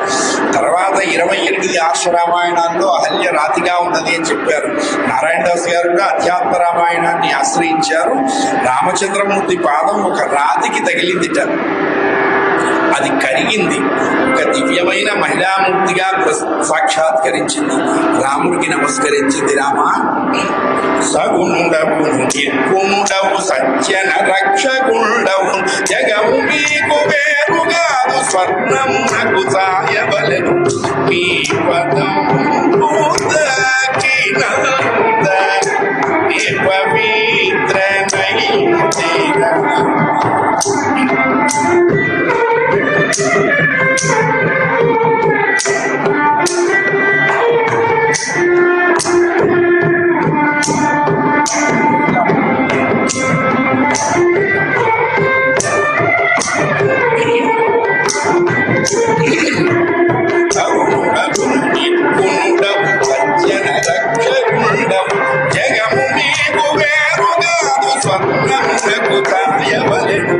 రామచంద్రమూర్తిని స్తోత్రం చేసి గౌతముల వారు వచ్చి నమస్కరించి ఆవిడ తీసుకొని వెళ్ళిపోయినారు.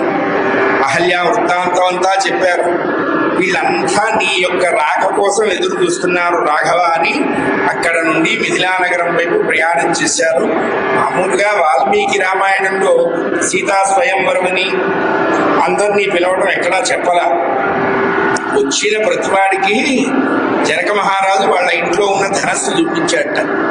6 తరాల మా పూర్వుడు దేవరాజుడు ఆయనకి దొరికింది. ఈ ధనస్సు ఎక్కువ పెట్టిన వాడు జనక జామాత అవుతాడు, ఎక్కువ పెట్టని వాడికి జనకజ మాత అవుతుంది అని చెప్పారు. సరే చూసి దండం పెట్టి 2 అక్షతలు వేసి ఒప్పు పెట్టి వెళ్ళిపోయినారు. మిగతా రామాయణంలో ఓ పెద్ద ఏర్పాటంతా చేశారు. మరి మనకు ఆ సెట్టింగ్ ఉండాలిగా. పిల్లల్ని తీసుకొని విశ్వామిత్రుడు మిథిలానగరం పెడితే తెల్లకున్న ఏనుగు పిల్లతో జనకుడు ఎదురొచ్చాటండి. అంటే క్యాండిడేట్ ఈజ్ ఆల్రెడీ సెలెక్టెడ్ ఇంటర్వ్యూనా? కాదు, విశ్వామిత్రుడు వస్తున్నందుకు జనకుడు ఎదురొచ్చాడు. వచ్చేంత వరకు తెలియదు జనకుడికి పిల్లలు వస్తున్నారు వెంట అని. అలా ఏనుగు పిల్లతో వచ్చిన జనకుడు నిలిచిపోయినాడు. ఎందుకు అన్నారు, యతో వాచో నివర్తంతే అప్రాప్య మనసాసహ. ఎవరిని చూస్తే మనస్సు మాట పడిపోతాయో అలాంటి వాడు ఆ ముని మహర్షి వెనకాల ఉన్నాడు. అలాగే చూశారు. ఎవరి పిల్లలు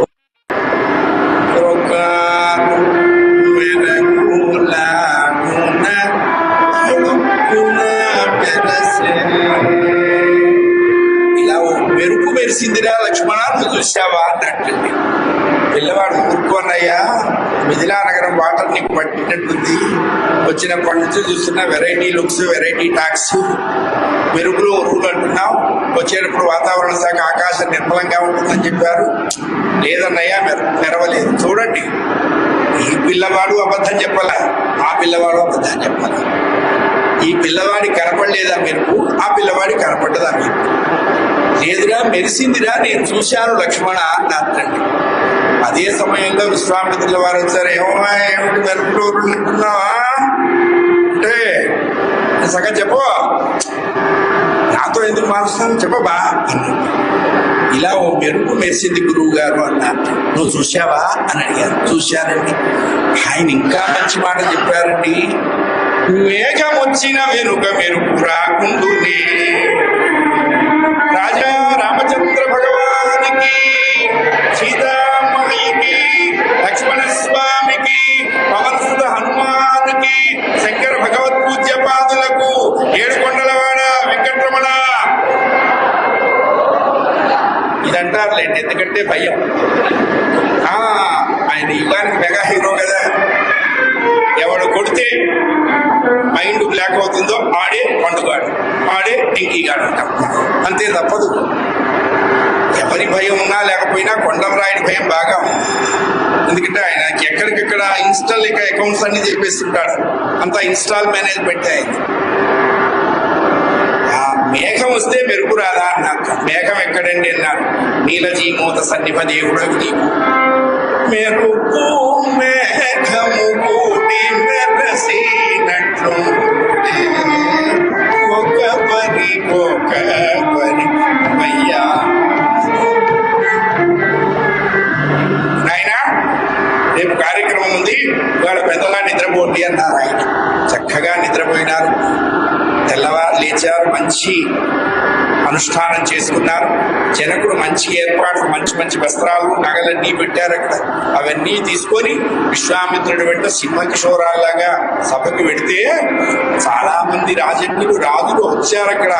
వాళ్ళందరికీ మంచి ఆసనాలు ఇచ్చారు. విశ్వామిత్రుడికి పెద్ద ఆసనం ఇచ్చి వారి పక్కనే పిల్లలకి ఇచ్చారు. అంతా అయిన తర్వాత 12,000 మంది భటులు 10 చక్రాల బండి మీద ఏదో వస్తువుని తోసుకుంటూ వస్తున్నారు.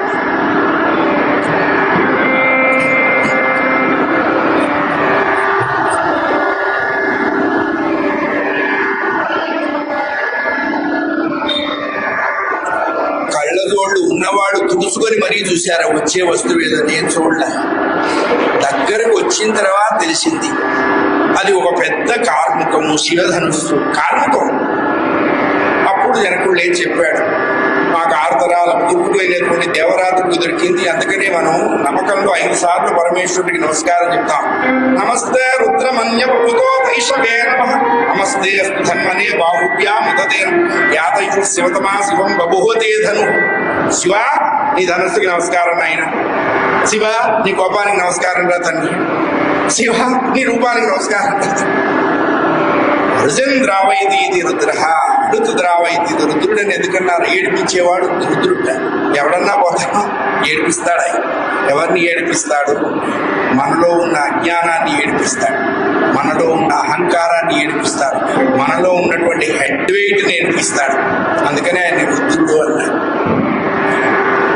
చెప్పాగా ఇందాక, ఎక్కువ పెట్టిన వాడు జనక జామాత అవుతాడు, ఎక్కువ పెట్టిన వాడికి జనక మాత. సరేలేండి, 12,000 మంది దోసుకొచ్చారు. వీళ్ళకి అనుమానం, పిల్లకి పెళ్లికి విల్లుకి ఏమిటి కనెక్షన్? పెళ్ళైన తర్వాత ఆ విల్లుని ఆ బౌన్సర్లని అల్లుడి గారింటి పంపిస్తాడా మేపటానికి? ఎవ్వరూ లేవదు. విదేహుడైన జనకుడికి కూడా కోపం వచ్చిందండి. ఎందుకు అన్నారు? ఆయన ఆడపిల్ల తండ్రి. ఉర్వీతలం నిర్వీర్యముపశ్యాహ అని అడిగారు. పౌరుషవంతులు లేరా అన్నట్టు. అండోయ్ మిమ్మల్ని మమ్మల్ని కాదు, లేదండి. మరి నా వైపు చూపిస్తారు, మీ వైపు చూపిస్తే ఫీల్ అవుతారు. నా వైపు వేలు చూపిస్తూ మీ వైపు ఇక్కడ చూపిస్తారు. ఎవడికి వాడు పాస్ ఆన్ చేస్తున్నాడు కానీ ఒక్కడు సీట్లోంచి లేచావు. ఇది ఆ బ్యాచ్ తినడానికి వచ్చిన బ్యాచ్. వాడు లేచి చెప్పాడు, మేము ఇందుకోసం రాలేదయ్యా. మరి ఎందుకోసం వచ్చారు? ఇందుకోసం వచ్చాం. అయితే ఉండండి, కాసేపు టైం అవుతున్నది. ఎవ్వరూ లేవలేకపోతే ఈ రాజుల యొక్క ముఖాలు పొద్దుతిరుగుడు పూలు వాలిపోయినట్టు వాలిపోయినాయి. ఈ 2 పిల్లల్లో 2వ వాడు లేచాట సింహాసనం మీద. ఎర్రపిల్లవాడు.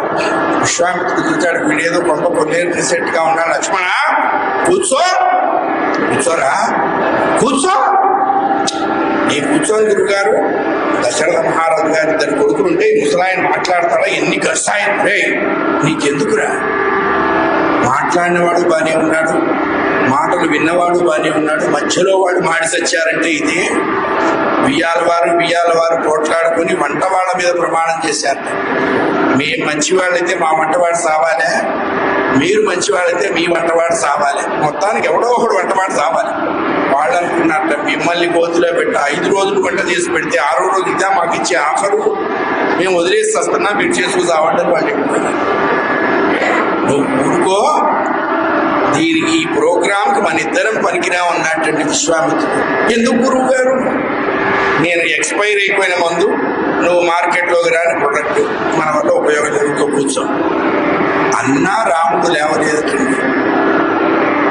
అది తండ్రి పిల్లవాడిని పంపించేటప్పుడు ఒక మాట చెప్పాడు దశరథుడు రాముడితో, నాయనా గాధినందనుకు పెదవి కదిపిన పిదప నీవు పదము కదుపు రాఘవ అని చెప్పాడు. అది రామచంద్రమూర్తిలో ఉన్నటువంటి వ్యక్తిత్వ వికాసము. అది ఆయన గొప్పతనం. నీళ్లతో ఉన్న కుండ నిండుగానే ఉంటుంది, కొద్దిగా ఉన్న నీళ్ల కుండ పొర్లి పొర్లి పొర్లి ఆ కాసి నేలపాదయ్యి దానికి అప్పటిదాకా నిద్రపడ్డారు. అయినా లేవలేదు. విశ్వామిత్రుడు అన్నాడు, వీడు మరీ ఇట్లా ఉంటే ఎట్లా? విశ్వామిత్రస్య ధర్మాత్మ కృత్వా జనక భాషితం వత్స రామ ధనుపస్య. ఎక్కువ పెట్టమని చెప్పరా, చూడు అన్నాడండి. ధనస్సు సంగతి ఏమిటో చూడరా. అప్పుడు లేచారండి రామచంద్రమూర్తి. ఇప్పుడు ఎలా ఉన్నారు వాళ్ళ మొహాలు అన్నారు. ఇంతకు ముందు జనకుడు దులిపిన దులుపులకి పొద్దు తిరుగుడు పూల్లాగా వాడిపోయినాయి ముఖాలు. ఇప్పుడు సూర్యవంశంలో జన్మించిన రామచంద్రమూర్తి సింహాసనం మీద నుంచి లేచేటప్పటికల్లా సూర్యుడిని చూసిన మరుక్షణం పొద్దు తిరుగుడు పూలు ఎలా వికసిస్తాయో అట్లా ఈ పిల్లాడు మనతోనే ఉన్నాడే, మనం ఇంతకాలం చూడలేదు. 8 అడుగుల పొడుగుంటారటండి సాముద్రిక శాస్త్రంలో. 96 అడుగుల అంటే ఆయన తామర రేకుల లాంటి కన్నులుట, శంఖము వంటి కంఠముట, సంపెంగ కాడ వంటి నాసికత, సింహం నడుము వంటి నడుముట, బలిష్టమైనటువంటి భుజములుట, చేతులు 2 ఇలా నేలకి వేస్తే మోకాళ్ళు దాటి ఉండేవిటండి చేతులు. అది సౌందర్యం అంటే. సౌందర్యం అంటే అర్థం ఏంటన్నారు? ఎవరిని ఒక్కసారి చూస్తే ఇంకొకళ్ళని చూడాల్సిన అవసరం లేదో అదే సౌందర్యము. మానసవన చర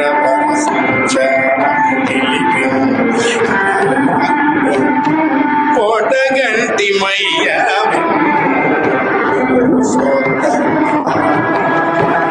అదే సౌందర్యం. అందుకే వాళ్ళంతా చేపగాలానికి తగిలినట్టుగా, ఇనుము అయస్కాంతానికి ముట్టినట్టుగా వాడి వైపే పరిగెత్తారు, ఇంకెవరి వైపు పరిగెత్తల. వీళ్ళు చూశారు, ఆహా ఇంత మంచి పిల్లాన్ని కన్నా వారలెంత వాళ్ళేనా? వాళ్ళు అనుకున్నారట ఆ సభలోకి వస్తున్న రాముణ్ణి కన్నా వారలెంత ఎడమకాలి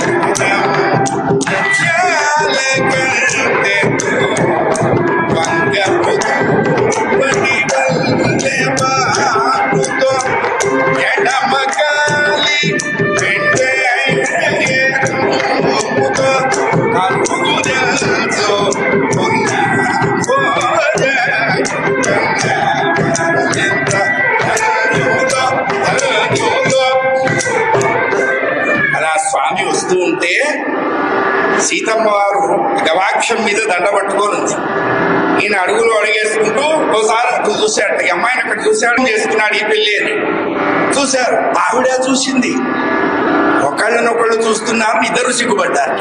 వాడు సిగ్గుపడితే ఆనందంగా ఉంది. ఎందుకన్నారు?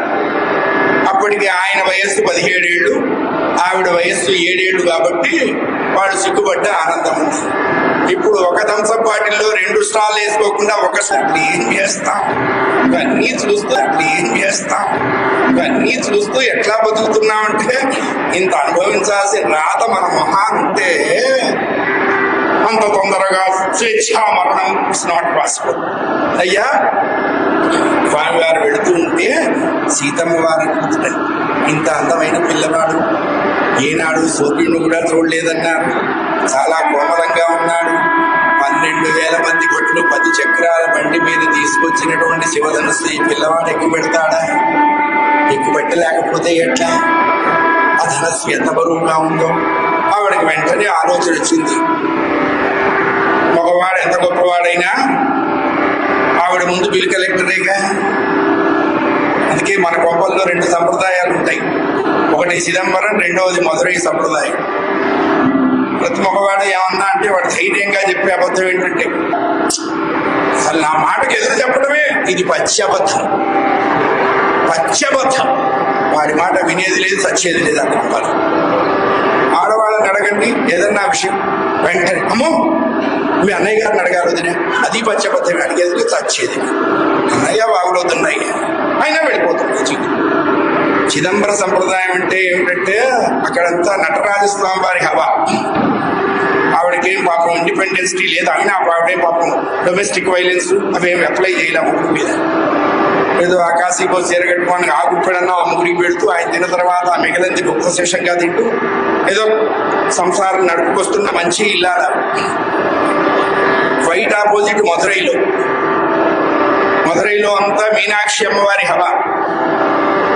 ఆయన ఆయన మడిగట్టుకొని కాకపోతే మీ అమ్మ ఎక్కడ ఉందిరా? నాన్నగారు ఉండండి యాపిల్ ఫోన్లో చూస్తాను అమ్మ ఎక్కడ ఉంది.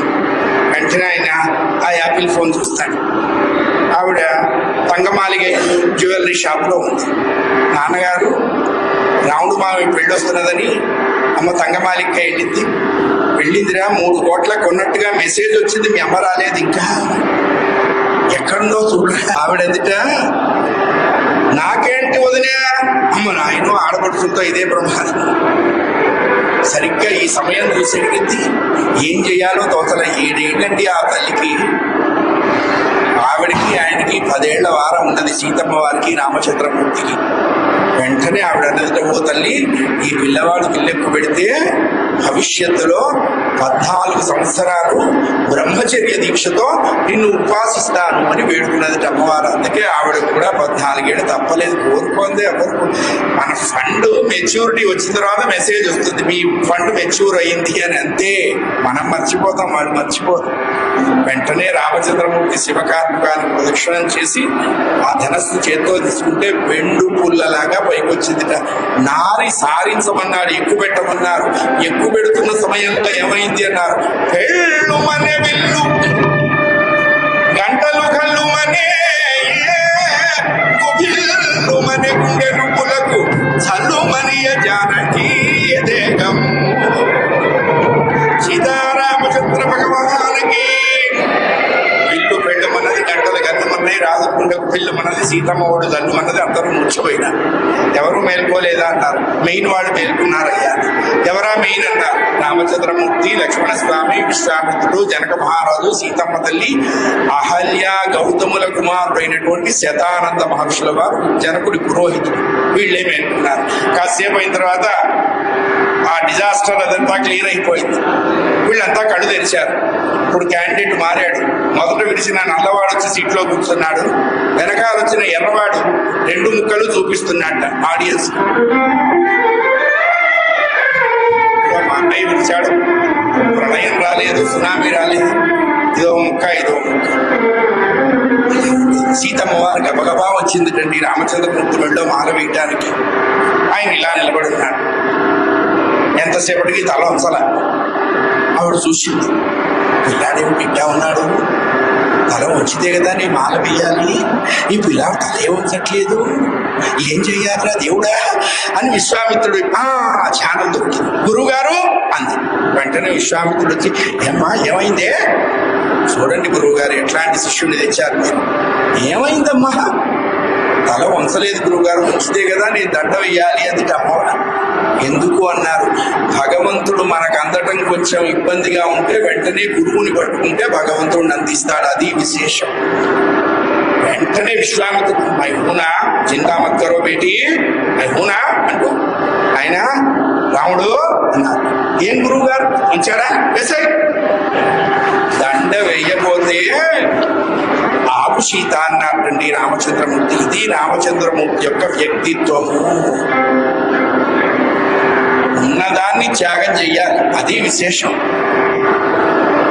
ఆశ్చర్యపోయింది అమ్మవారు. కళ్ళేమైనా జనకుడిని చూస్తున్నాయిట, పెదవులు ఏమన్నా సీతమ్మ వారితో మాట్లాడుతున్నట్ట రామచంద్రమూర్తి. నిన్ను పెళ్లాడటానికి మేము విల్లు ఎక్కువ పెట్టలేదు అన్నట్టండి రామచంద్రుడు. అంది సీతమ్మ. అవును, మీ తండ్రి ప్రశ్నించారు, పౌరుషవంతులు లేరా అని అడిగారు. ఉన్నాము అన్న సమాధానంలో విరిచాం కానీ నిన్ను పెళ్లాడటానికి కాదు. నిన్ను పెళ్లాడాలి అంటే మా పెద్దలు అంగీకరించాలి, ఇది రామాయణంలో ఉన్న మౌలిక ధర్మము. వివాహం ఎప్పుడూ పెద్దల నిశ్చయానికే వదిలేసేయాలి. ఎందుకంటే సీత అంటే అంత ప్రేమ రాముడికి. దశరథుడు ఒప్పుకున్న కోడల అమ్మాయి. రెండవది అన్ని మంచి లక్షణాలు.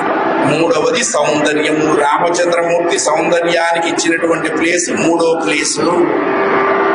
పెద్దలు అంగీకరించాలి, అది ఆనాటి రామాయణం. ఇప్పుడు ప్రతి కొంపలో నాన్న, ఏం నాన్న, కోడలు నాన్న, what a pity wonder city. నాకు మీ అమ్మకి తెలియకుండా ఎప్పుడైంది నాన్న, జస్ట్ 3 వీక్స్ బ్యాక్లే నాన్న. కొంపలోకి తగలడండి నాన్న. ఎన్ని కొంపల్లో పొద్దుకూకట్ల. ఇవాళ వాడి మొహాన్ని పొద్దు పొడిచింది, రేపు మన మొహాన్ని పొద్దు పొడుస్తుంది. ఏమవ్వదు. ఇవి ఎక్కువ కాలం నిలబడదు, బంధాలు ఇవి ఎక్కువ కాలం ఉండవు. అందుకనే వివాహం పెద్దల నిర్ణయానికి వదిలేయాలి. అది నచ్చకపోతే కబ్బోర్డ్లో పెట్టేటువంటి షర్ట్ కాదు, కబ్బోర్డ్లో పెట్టే బట్ట కాదు, పని మనిషిని పిలిచిచ్చే చీర కాదు, జన్మ అంతా ఉండాల్సినది. దాన్ని పెద్దలు నిశ్చయించాలి.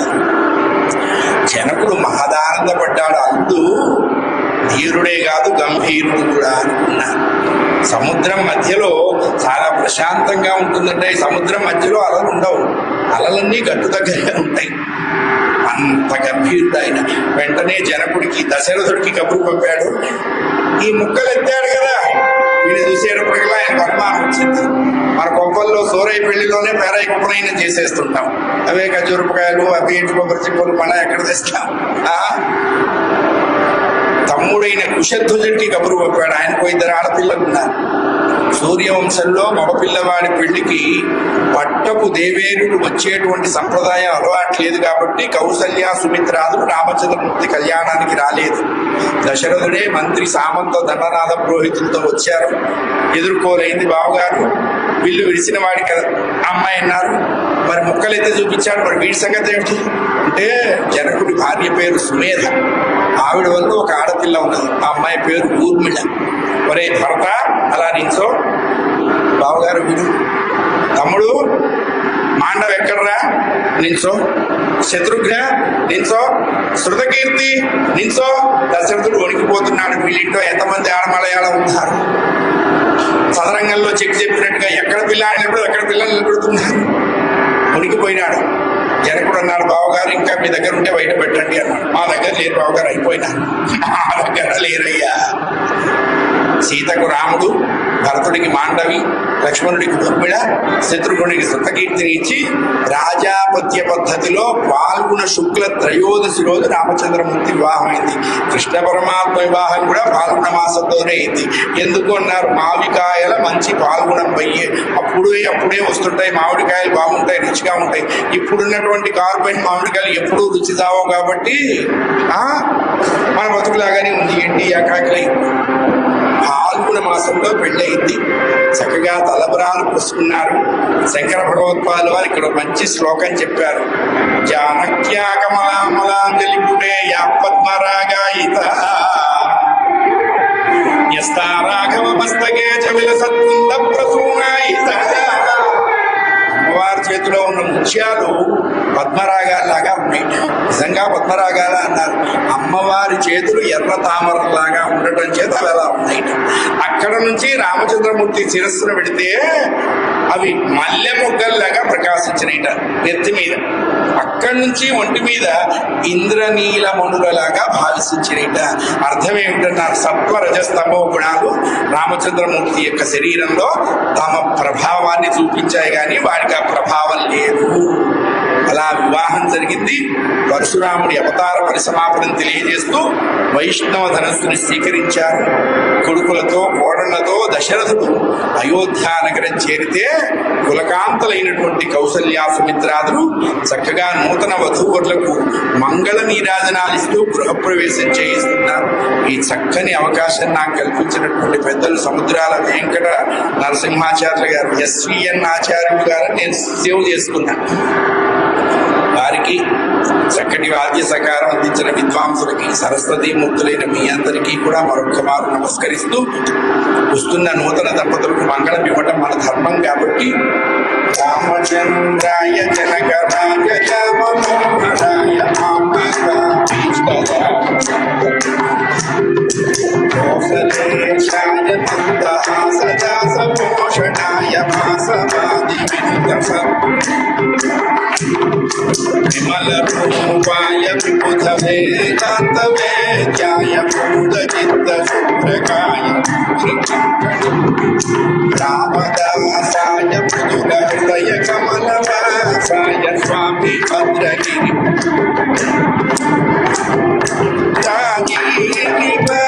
నయన జాగర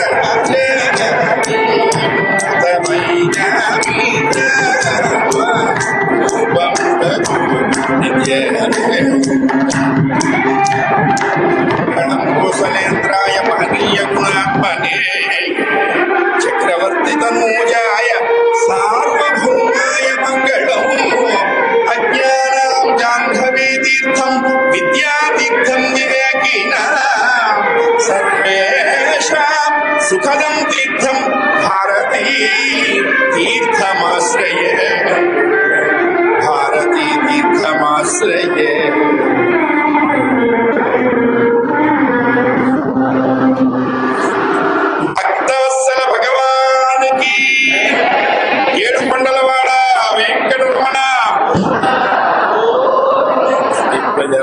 పరిపాలయంత